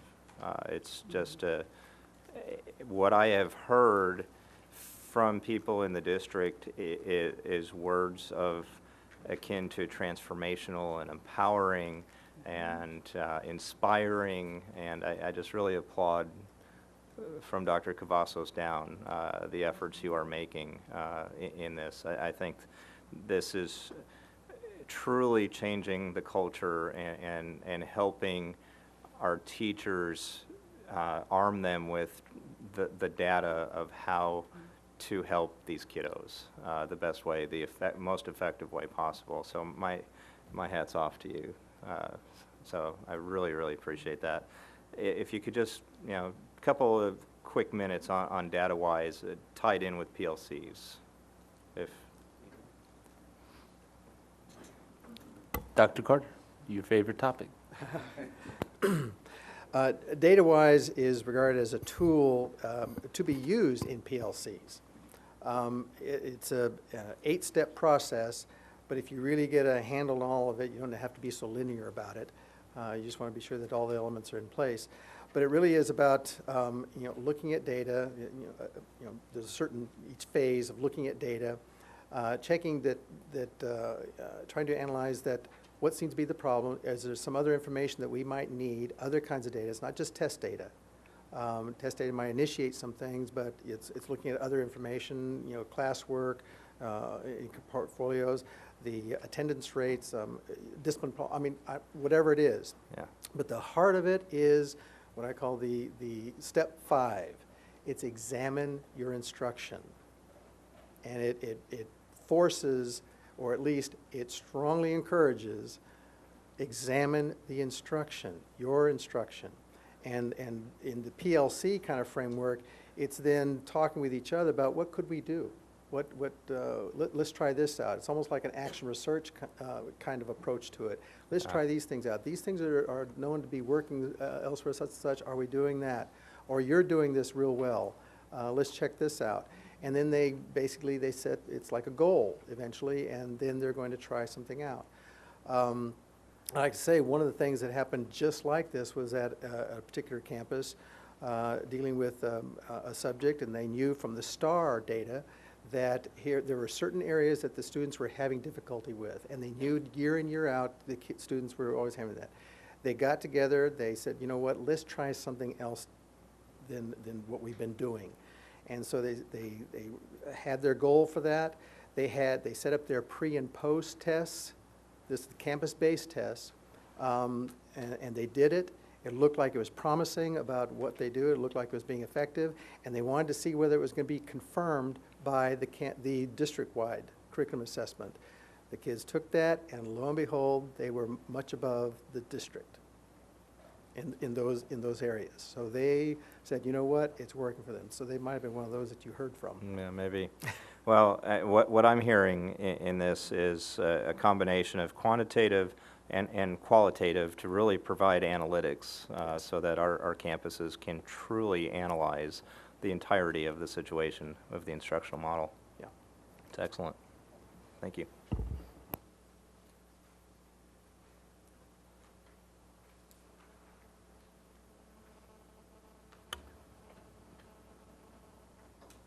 That's it for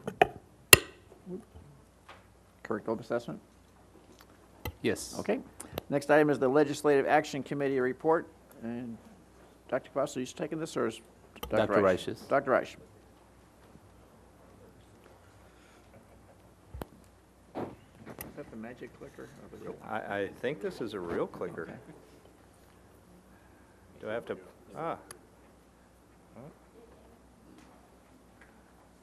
look at that. Legislative Affairs Committee report. This is going to be very brief. So this is just to give you all kind of a status update where we are and where we're going in the coming weeks. As you know, we have been working with our legislative consultant. They have, which is what you have before you, kind of given their first crack at some ideas for us to consider for a legislative agenda. This is not at all in any means to be construed as this is it, and they're giving us what our agenda is at all. These are just some things that they have observed to be coming hot issues during this legislative session that we should perhaps consider. Besides this document that you have, we as a committee have some ideas. Dr. Cavazos and his team have additional ideas. We've received things from the Chamber of Commerce on their legislative agendas. There's many different pieces of information that we'll be gathering. I do ask for each of you individually, if you have ideas that you want to either include or to be considered, please let us know. I think I put that request out several meetings ago. If you could let us know the next steps, if you see the, I don't know, I guess I'm used to a pointer. Okay, the board input on legislative agenda, that next item, we're going to be meeting with Hilco with David Anderson on November 26th. That is going to be immediately before our Team of 8 training, which will happen that evening on the 26th. So during that meeting, what we will do with Mr. Anderson is refine all of the different talking points that they've put together, that Dr. Cavazos and his teams put together, and we'll try to provide a little bit more clarity so that we can use our time most effectively and efficiently when we're all together as a board on the night of the 26th. Then as far as the rest of the timeline, the idea is we pretty much, on the 26th, will hammer out the majority of the nuts and bolts of our legislative agenda in preparation to bring it forth here for official endorsement on the 13th at our board meeting. So the additional thing that the consultants will do with us is, and they already have to some degree in this draft, is let us know about the issues, help us with our overall agenda. They will also provide, as I've mentioned in the past, the Legislature 101 for us and give us that base level training on, of course, the lay of the land as far as the makeup of the legislators and the different appointees for the committees, different organizations, what their stances are. I think we know a lot of these in pieces, but it will be of great value for us to coalesce this together as a group, as a team of 8. And they will go through the entire legislative process, the bill drafting process, authoring, where we can have our place at that table, as well as the overall legislative calendar through the 83rd session coming up.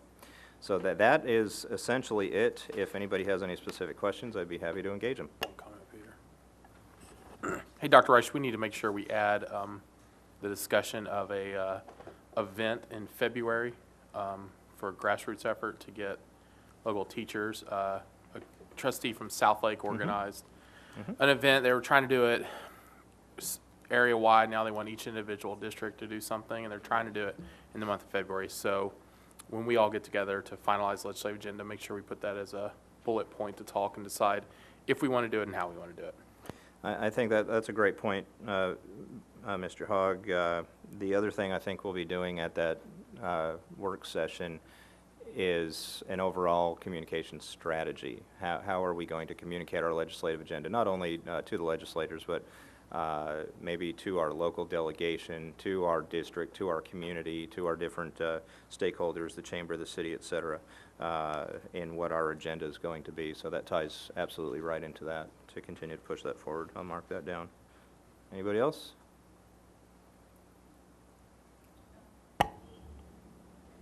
I think at one of our prior meetings, when we came back from our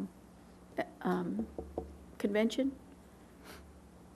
I had put into each one of your packets the legislative action items that TASB had put together from all the school districts that are members. And if I find a copy, I'll get it back out to you so that we see the commonalities that the different districts have as well, that's been already shaped and formed. Okay, okay. Ms. Pena, I would just say, because that's on TASB's grassroots, and that things are usually pretty good for an overall basis. If we can have staff integrate some of those, pull some of those in, I think it's a great idea. Yeah, the other thing that we're going to do is, we're not a part of this group, but there's an alliance, an organization that has been put together for a number of years that is, by and large, the large school districts in the state, and they, I believe, have a specific agenda as well, and we'll be making sure that we have access to that information and perhaps considering if we want to become part of that alliance as well. So that's something else that we'll discuss on the 26th. Thanks. Thank you. Next item on the agenda is the timeline and financing options for the East Arlington construction plan. Dr. Cavazos. Thank you, President Barron. And this item is a follow-up to a previously discussed item where we, the board, decided that we would follow the path of building and constructing 2 new schools in East Arlington. And this is an update to that and a review of our different financing options and a timeline. So Ms. Powell will cover that information. Cindy? Thank you. President Barron, board members, Dr. Cavazos, good evening. On September the 6th, the board adopted a plan to construct new facilities in East Arlington to help us relieve overcrowding in that area. And the plan called for, as Dr. Cavazos just said, the construction of 2 new elementary schools and 3 classroom additions. The 2 new elementary schools would be located, one on the Workman Junior High School campus and the other one east of 360. The 3 classroom additions will each have building capacities of 200 each, and we have not identified specific locations yet for those. That will be part of the engagement with an architect. We will have them actually do site visits and site inspections and assessments at about 6 sites in East Arlington to help us determine which ones are best suitable for building additions. And we believe we do know, or we have an idea of a couple of them in particular, but we want the architect to make that assessment. We do have an RFQ out right now for the architect for this project, so that work should begin shortly. The estimated cost for this new construction plan is $58 million, and that is in today's dollars. And so tonight what we're going to talk about is possible funding sources for this plan, and there are several that we can talk about. In terms of existing resources, we have some surplus money in our general fund balance that could be used for some construction. There's natural gas fund proceeds and also surplus money from the 1999 bond package and money that is specifically incorporated into the 2009 bond program for building additions, and that amount is $10 million. Another possibility for funding is a possible future bond package. Now, as we look, I'm going to show you in just a minute two different specific options, and these are by no means the only options, but there are two we wanted to share with you. But they both involve the use of general fund surplus fund balance. And so just to kind of demonstrate what that amount is, I've got the slide before you that shows the unassigned portion of our fund balance at June 30th this year in our audit report was $131.7 million. Our total fund balance is $139 million, but a portion of that is reserved for either inventories or restricted for purposes such as the high school allotment. It's not available for general purposes. So the unassigned portion of fund balance at June 30th is $131.7 million. And since that time, since we've adopted this current budget, we had a very small surplus in the original budget, $134,000. And then we adopted, the board adopted an amendment to fund activities and strategies within the strategic plan, and we also approved an amendment to recognize additional revenues from property values that were higher than we originally anticipated when the original budget was adopted. So we are expecting, given those budget amendments, that we would see a deficit at the end of this year of $1.4 million. And then also we have to allow for 2 months of operating expense. That's what credit rating agencies want to see you have in your fund balance at any given time. And so for us, that's $72.5 million. So we would come to a surplus unassigned fund balance of $57.8 million. So that's the amount we're going to talk about in the next couple of examples. So again, we do have two different options we're going to share with you this evening. These are not the only ones, but there are two that we want to bring to you for discussion. In both of these, we would use or propose to use money that is specifically allocated in the 2009 bond package for building additions, $10 million. That's in the column second from the right. And then also there's still some money in the 1999 bond fund that could be applied towards this new construction. So we would use under this option all of those available resources in both those bond packages for this project. Then we would move to the general fund. And in this particular option, we would actually fund two or both of the new elementary schools out of the surplus general fund balance. And what you see on this slide is the line that says balance of available funds after projects. That simply says, okay, here's what we have available in each of these pots of money, and if you subtract off the estimated cost of these projects, that's what would be remaining. So, for example, on the general fund column, we were talking just a moment ago about having a surplus unassigned fund balance of $57.8 million. Out of that, if we were to construct 2 elementary schools and a portion of a building addition, there would still be surplus fund balance of $9.9 million at the end of these projects. One thing I'll point out on here is that we have factored inflation into these estimates. The $58 million initial estimate that we talked about on the first slide was using present value estimates. And we have factored into our projections here some construction inflation. The second option, really the only difference is that we would, instead of funding both of the elementary schools out of the general fund surplus fund balance, we would fund one elementary school out of the general fund surplus fund balance, and then the other would be funded through a possible bond election. And we've got 2014 on there. That's about the earliest that I could see us right now having a bond election. And so that is another option to consider. That would use less of our unassigned fund balance, obviously, to do that. It would leave us with a larger unassigned fund balance at the end of these projects. Ms. Powell? Yes. On that if we did the bond project in 2014, we would try to shoot for the spring of 2014? That would be, the bond election would probably be, we don't have this nailed down yet, but I've been thinking all along more like the fall of 2014 when you had the bond election. The second column on here shows the year in which the construction itself would be completed. So the Okay. bond election, if we were to go this route, bond election, I think would maybe be the fall of 2014. And the construction on this elementary school would be complete in the fall of 2016. Okay, thank you.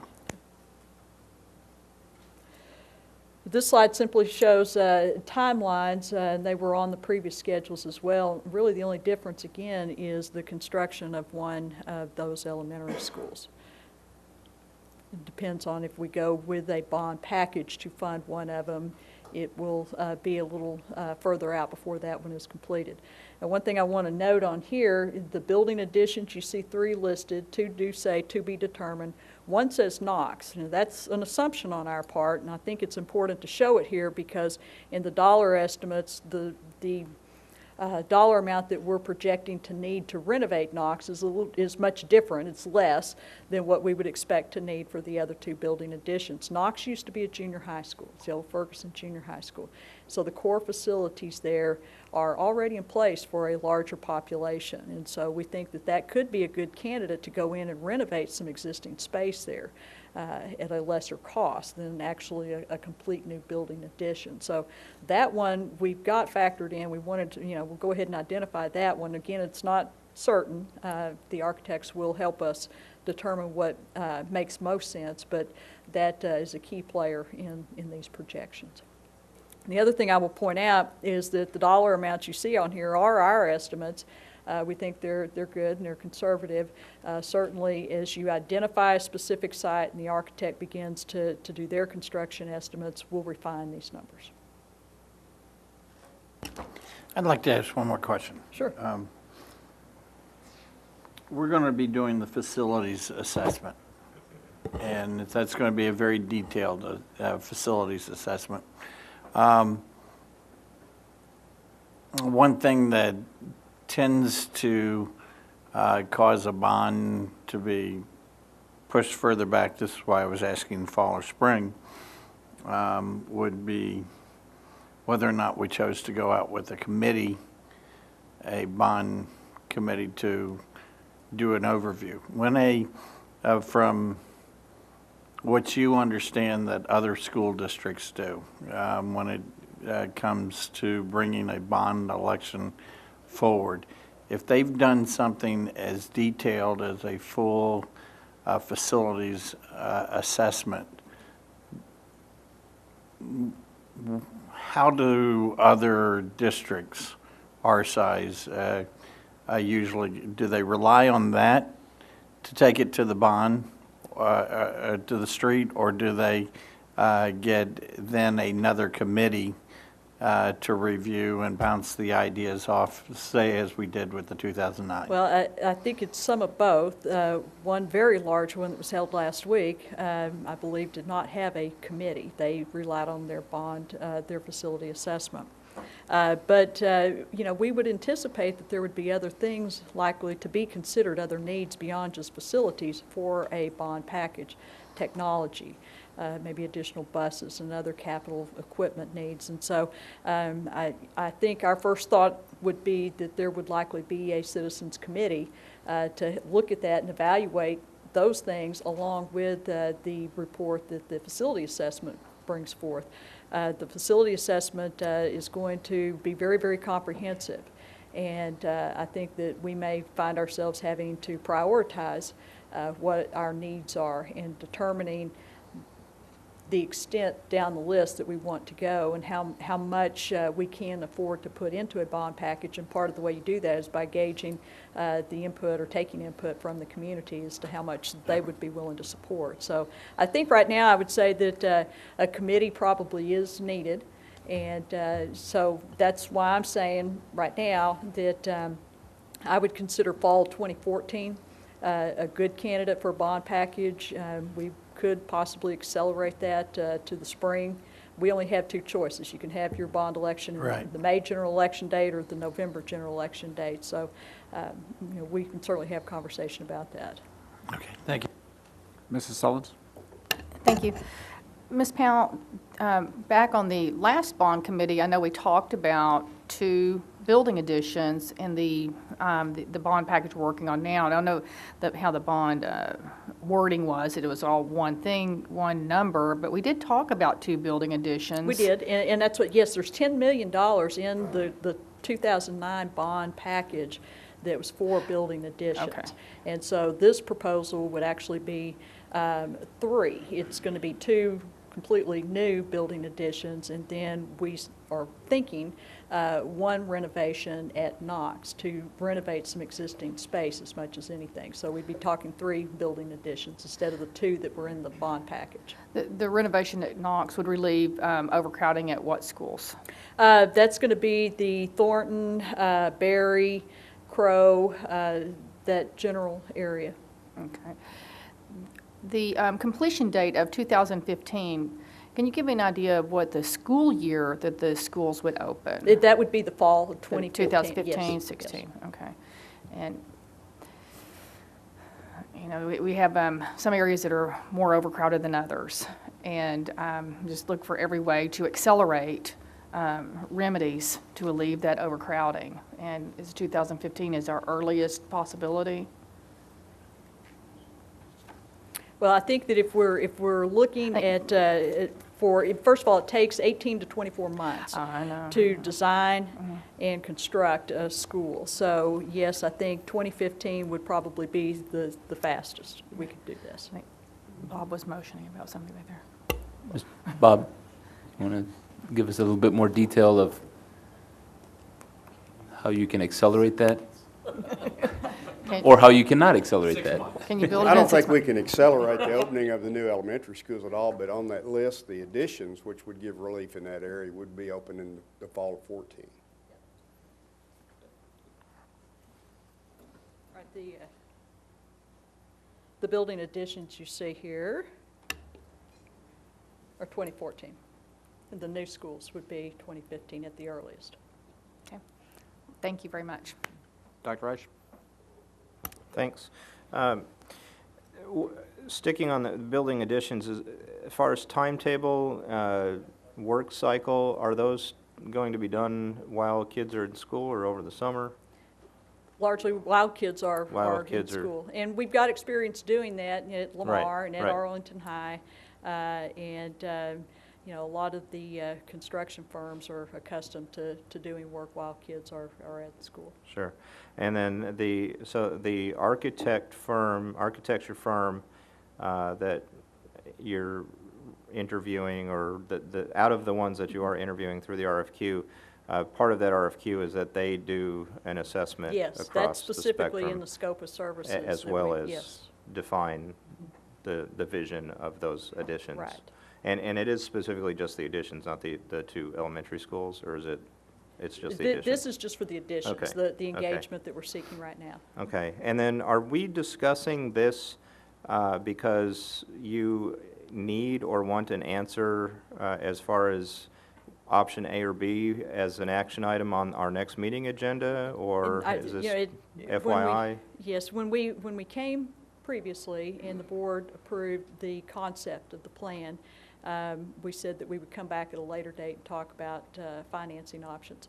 I don't think we have to have an answer at the next meeting, Okay. but we do need a plan to determine where to go to begin to take these resources. We are trying to acquire land east of 360 right now for one of those new elementary schools, and for us to proceed with the building addition, certainly we know there's a big known there because of the $10 million in the bond package, but that will not completely pay for 3 building additions, so we'll have to go to another source. So yes, I think in the near future, we're going to need some direction on how to fund these. Okay, and I guess looking at the option A versus B, they both completely exhaust our older funds as well as the 09 funds, so there's no additional risk exposed, or that we're exposed to by depleting those funds, say for unforeseen capital emergencies. Now, in the 2009 bond package, what we're looking to use here is the 10 million that was specifically allocated for the additions. There Okay. is some other surplus that Okay. is accruing in Okay. that bond program. Okay. And the 1999 bond funds, this is the 5,055,000 is our estimate of what is completely left. available there. But yes, that will pretty well Wipe that exhaust out. it, yes. Yeah, okay. So the pivotal point is really, are we going out with a bond or not between these two options? I mean, that's the main difference. Yes. Yeah. And again, it's a possible future bond election. That decision, I don't think the board is having to make that decision as it adopts these plans. I think we can determine funding for the building additions and an elementary east of 360, and Without without that. committing that we're going to have a bond election on a specific date or not. Right, okay. That's all I had. I'm absolutely in favor of us depleting the 1999 funds, as I think that we've held on to those way too long at this point. With the acquisition of the $2 million that we believe for the land, that'll pay for the land for a new elementary. That's the one east of 360, correct? Yes. Okay, and then the $3,055,000, if you add that into the 10 million, that would pay for the three Yes. additions altogether. So Yes. when you were saying that That, they would still and you'll need see some that there's additional a, monies. there's a small piece in the general fund, the 678,000. Okay, So it would take the 10 million in the 2009 bond package, 3 million remaining balance out of the 99 bond funds, and it's a little bit out so of it's going to be roughly surplus. about 14 million Yes. Mm-hmm. due to three additions. Okay, thank you.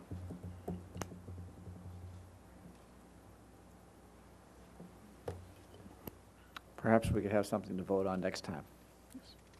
Okay, just to give you the specific guidance you need. Thank you. Okay, Ms. Powell, thank you. Thank you.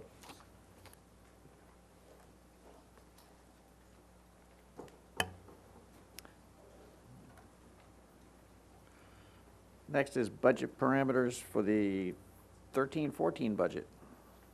Dr. Cavazos.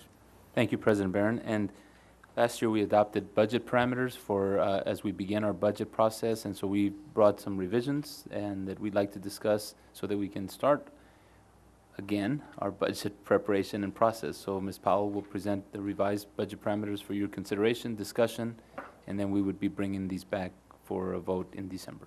Ms. Powell. Feels like we just voted on this year's budget.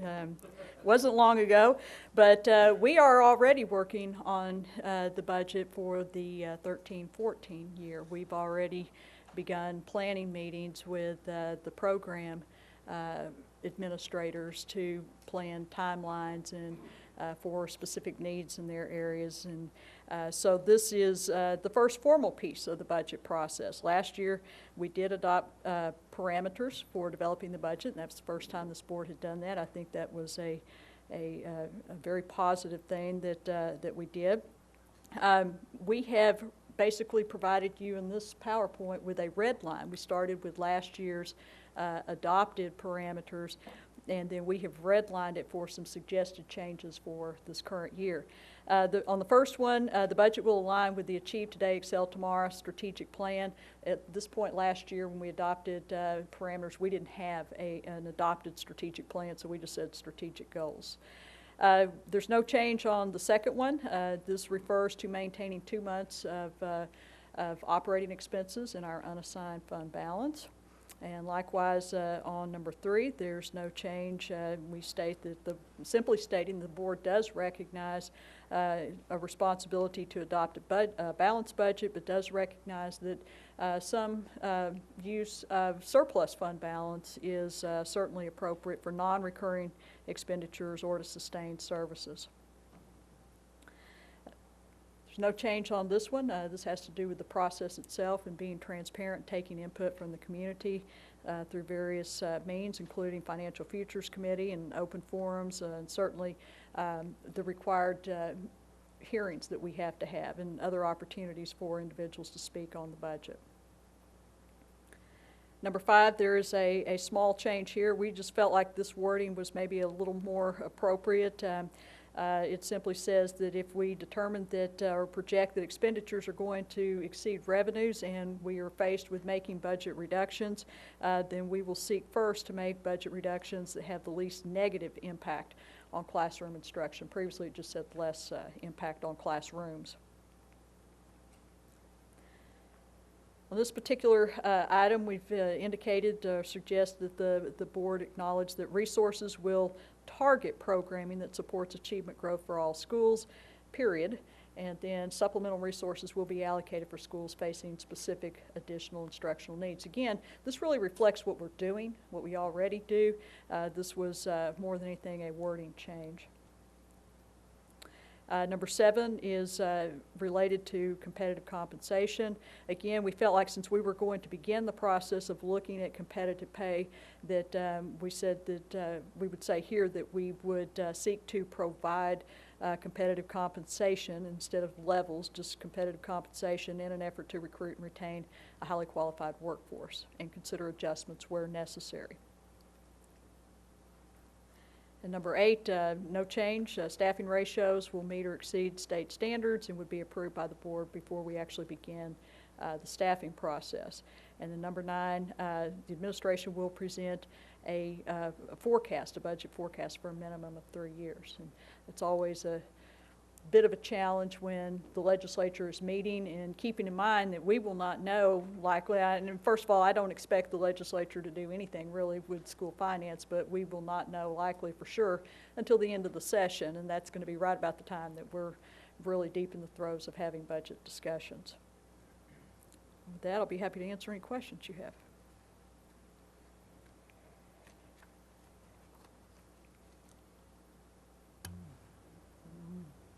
I think the legislature is involved with and taking care of texting and driving mostly. I guess Dr. Gavassos, Ms. Powell, you got your budget parameters. Okay, we'll bring them back then December 13th for the board to vote on. Okay.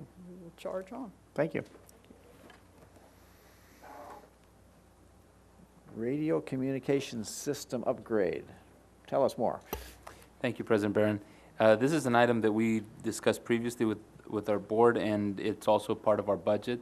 There are some time constraints with this particular purchase, and so we felt it necessary to bring an update to the board and then ask for your consideration to ratify this in December. So Ms. Powell will present this information. I think Dr. Cavazos framed this very well. We do want to visit with you about the procurement and the procurement timeline for upgrading our radio system. During our budget discussions in June, we presented the board with a detailed list of capital needs for the district, and those needs totaled up to $1.9 million. Included on that list was the upgrade of our radio communication system. And the board approved those capital needs, and those dollars have been provided in the budget. And specifically in regards to the radio system upgrade, that upgrade would provide equipment and infrastructure for security, plant services, and our high schools and junior high schools. And then we would take existing radios that are currently at those locations and repurpose them to the elementary schools. And this, we shared this piece of information with the board as well back in the spring and in June. Part of the need for this upgrade, it's really twofold, but part of it is being mandated by the federal government. The FCC is requiring that all users of these two-way communication systems reband their frequencies to a more efficient frequency. It's because of the numbers of users out across the country. So this part of this upgrade is necessary because of this FCC mandate. That mandate takes effect January 1st of 2013, and any entity that has not rebanded its radios by that date faces some very stiff penalties or a possible loss of your FCC license. The other reason is really tied very directly and very specifically to the strategic plan.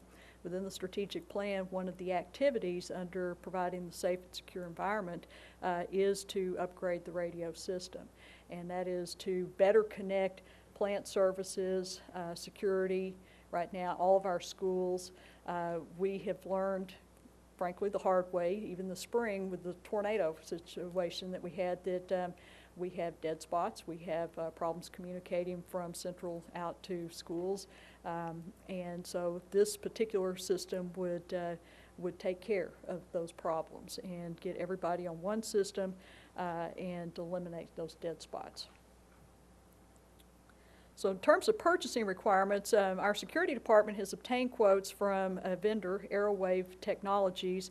They are a TASB buy board vendor, and the quote is $730,905. I have to commend James Smith, our new security manager, for this. He has done a significant amount of work. To be quite honest, we worked on this some in the spring and the summer. Then we had a vacancy in that position. Mr. Smith came on board and was faced with two huge projects, this one and the keyless entry project, both that had December 31 deadlines.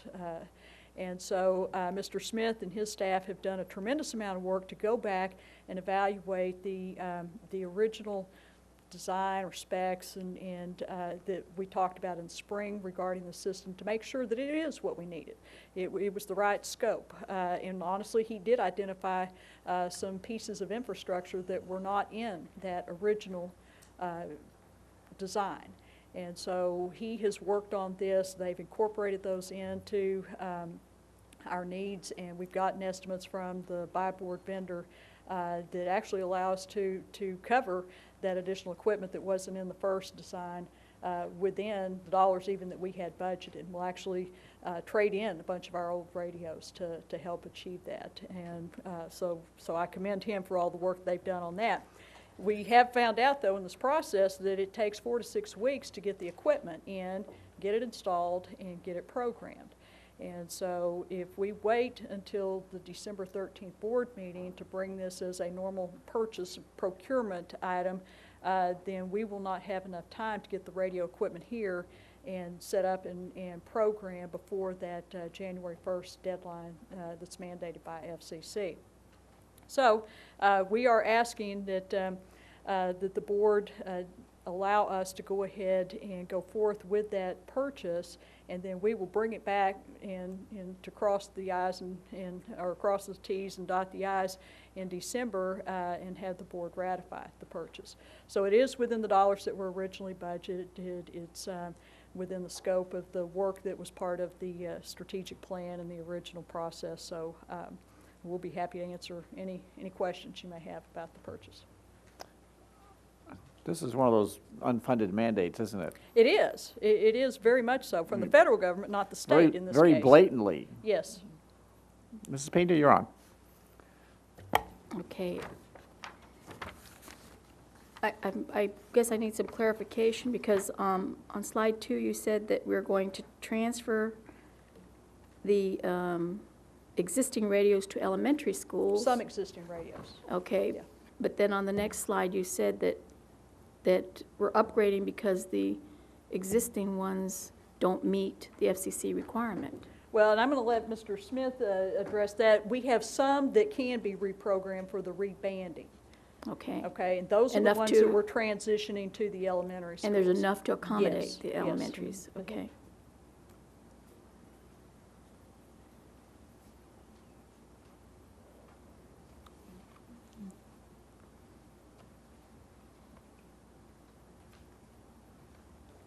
Evening again. This has been a lot of work, and not as much sleep as I thought I'd be getting in this process. But to answer a couple of your questions, as I'm understanding, we transitioned down. Some of the elementary schools do not have radios at this time, so we want to make sure that all of these schools have them. And what we will be able to do is reband some of them. They'll be reprogrammed, and some are just obsolete. They're just so old. And I know what changing the frequency is, as I understand it, that when we're working with the new vendor or the proposed vendor, they'll be able to go back and analyze which radios can be reprogrammed and refurbished to the elementary schools. And then once they do that, they will be able to speak on the same frequency and the same channels as we're doing with the new radios that we purchase. So in the process of doing this, the 4 to 6 week delivery and installation, Will that include the transfer to the elementary schools? Yes, ma'am, it will. Okay, so everything will be done by that time? If we keep praying, it will. Okay. And also, I guess, as a general comment, since the board already approved the transfer of the funds, the surplus fund balance to local construction to accommodate this, in essence, we've already approved this, in my viewpoint. And we've appropriated the dollars. Our board policy says that any purchase over $50,000 has to be brought back for the procurement itself, and so that's the piece that we're still needing to bring back to the board. So it's a technicality. The money is specifically there for the specific purpose, but to comply with board policy on the procurement itself from the specific vendor, then yes, we do need to bring it back. Okay, just wanted to bring that up. That's all I got. Aaron? Thank you. First off, Mr. Smith, thank you for the work, and sorry you didn't, you're not getting as much sleep as you were hoping to get here. On a serious note, I think that obviously your years of law enforcement background, emergency response, first responders, had a great deal of play into these companies, these products, and so I really appreciate having you here in the district and that expertise. One of the questions that I have, these are actual purchases of units, not lease. Correct. Is there typically an additional maintenance contract that would be available for these units, or is that completely on our own? And what can we expect in years going forward, as well as was that taken into account in looking at the different vendors that provide these two ways? Okay, this was just for the purchase of radios. Usually, as I've seen since I came in, there is a maintenance agreement that goes with them. And I know that the new ones will come under warranty, but I'd have to go back and check to see specifically what that cost would be. Okay. We do budget for annual maintenance. Okay. And when we looked at, or when you looked at the different vendors as far as the products, was the maintenance record or the track record of these products taken into account? I'm going to let Mr. Smith speak to that, but I Okay. will tell you that we have previously used a different brand of radios that we had significant problems with, so that was something, the reliability factor that we considered as we looked at these Good. Motorola radios, and we have Motorola radios right now and have had very good success with them. So. Good. Yeah. Just the regular general maintenance, we have an in-house technician that does a lot of stuff that we're currently using for the problems that we've occurring since most of our stuff is out of warranty. I understand it's 10 to 12 years old. Yeah. But on the new ones, I think that the vendor would be coming back, we're working with us on that.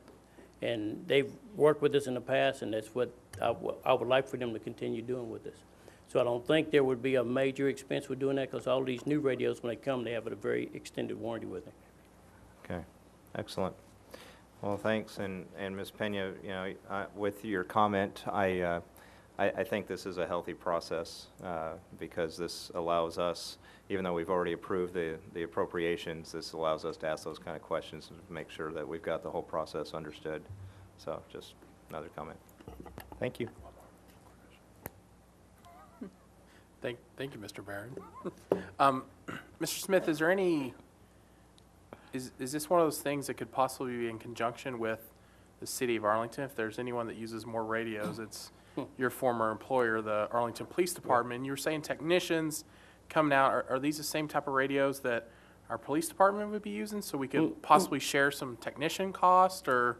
Unfortunately, no, sir. And the reason being, their radios are more advanced because they're on the public safety side. Right. And we're almost in the public safety. A gun's your most important part, and your radio's your second most Right, important right. for an officer, so I understand that. And so, but we can't, because their radios will be on a different frequency, different band, and we will be able to speak with them to a certain extent, and that will be very limited. And if we get some of the things we've asked for as far as the dispatch console, not everybody can just talk on that frequency because they have to be authorized to do that. Of course, and I guess I was going also, you were mentioning technicians. Now, I know we're going to be using Aerowave or that company to have a maintenance in there. Does the APD have any on-staff technicians or anyone that works on those? No, so they used to, what I know from them, they outsource all those. Okay, and that's fair. That was my question. I was just trying to see if there's any area. I know they Share the use the most cost. radios in Right. town of anyone, so figured what a good source, and that's why you have good knowledge Well, I on thought about the that. I've radios. asked that question also. That's perfect. So my last question would be, from a Texas Open Meetings Act standard, and so I guess it's going to Heather. So we're asking, what are we exactly asking the board to do tonight? Because this is just listed as a discussion item. So how has legal advised us to go forward with this? We have, I it can't think, wait. and I'm Can't not wait. going to speak for our council, Dr. but I Rush. think that if, what we would specifically look for here is if there was some real concern or something that would indicate that you all would prefer that we not go forward and do this and you know, so not a vote certainly, but just direction that we can bring it back for ratification. So going forward, because we can't vote on it tonight, and I Correct. know you need authorization, so how do you officially have authorization? She's informing us she's forward. going to ratify, she's doing this and intends to bring back a ratification. She's not asking for a yes or a no, just to scream and holler if you don't like it. I'd love to, I'd love, Ms. Castillo, while I always like the legal advice. If I can hear it from an attorney, it somehow sounds a little better. And it's on me. Exactly. That's, My point made that's exactly, why I'm Ms. here. Castillo. Throw me under the big yellow bus. I think it's what Ms. Pena said. If you've got specific concerns with it, let the administration know. Otherwise, I think this is just really for informational purposes, and we go from there. But ask your questions, express your concerns. And then 13th, we'll officially approve a contract? Well, we, Ratify it. yeah, just to be clear, we want to move forward and then bring it back in December for your ratification, and we've done that in some cases in the past, and it would be that we continue the progress, continue the work, and move it forward, and then you ratify it on December 13th. And you don't have to ratify it. See? So. Right. Indeed. If legal says we can do it, I will take legal's advice that we can vote on that then officially on the 13th. Right. Okay. Before we let you go, Ms. Powell, would you give us just a real quick on where all these radios are and other consoles or dispatchers I throughout? think probably Mr. Smith is a much better person to answer that than I. Yeah, currently, most of these radios are spread through security plant maintenance, high schools, middle schools, but there's so many different brands and models out there that they have difficulty in communicating. So 500 plus will come from the middle and high schools, and we will send those down and transition those back down, trade some of them in. We need to trade in roughly about 480 of them. And then, so once we do that and we get the new ones, then they will go to plant maintenance. They will go to security custodians. 505 of them will actually go to the high schools, middle schools, and elementary schools. So these are the handhelds that the assistant principals carry? Yes, yes, sir. Okay, how about the bus radios? Are they different? The radios actually on the bus are going to be called mobile units, and we have them in security. Those will transition over because of the frequency requirement over to transportation. We have 36 of those. But they all part of the same contract? Yes, sir. Okay. We're good. Thank you. Thank you. Thank you, Ms. Powell. That's the last item on the agenda. Mr. Secretary, you got anything for us to write down? Just the two items related to the TASB compensation and performance pay. RFQ sample report is requested back before our next meeting, and the potential cost on what that might entail.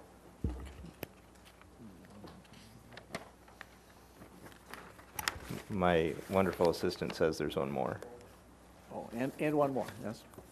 Yes, I think Ms. Pena, Ms. Hogg asked that we review the TASB grassroots legislative agenda and review and incorporate into Oh, yeah, I just put that into the November 26th Yeah.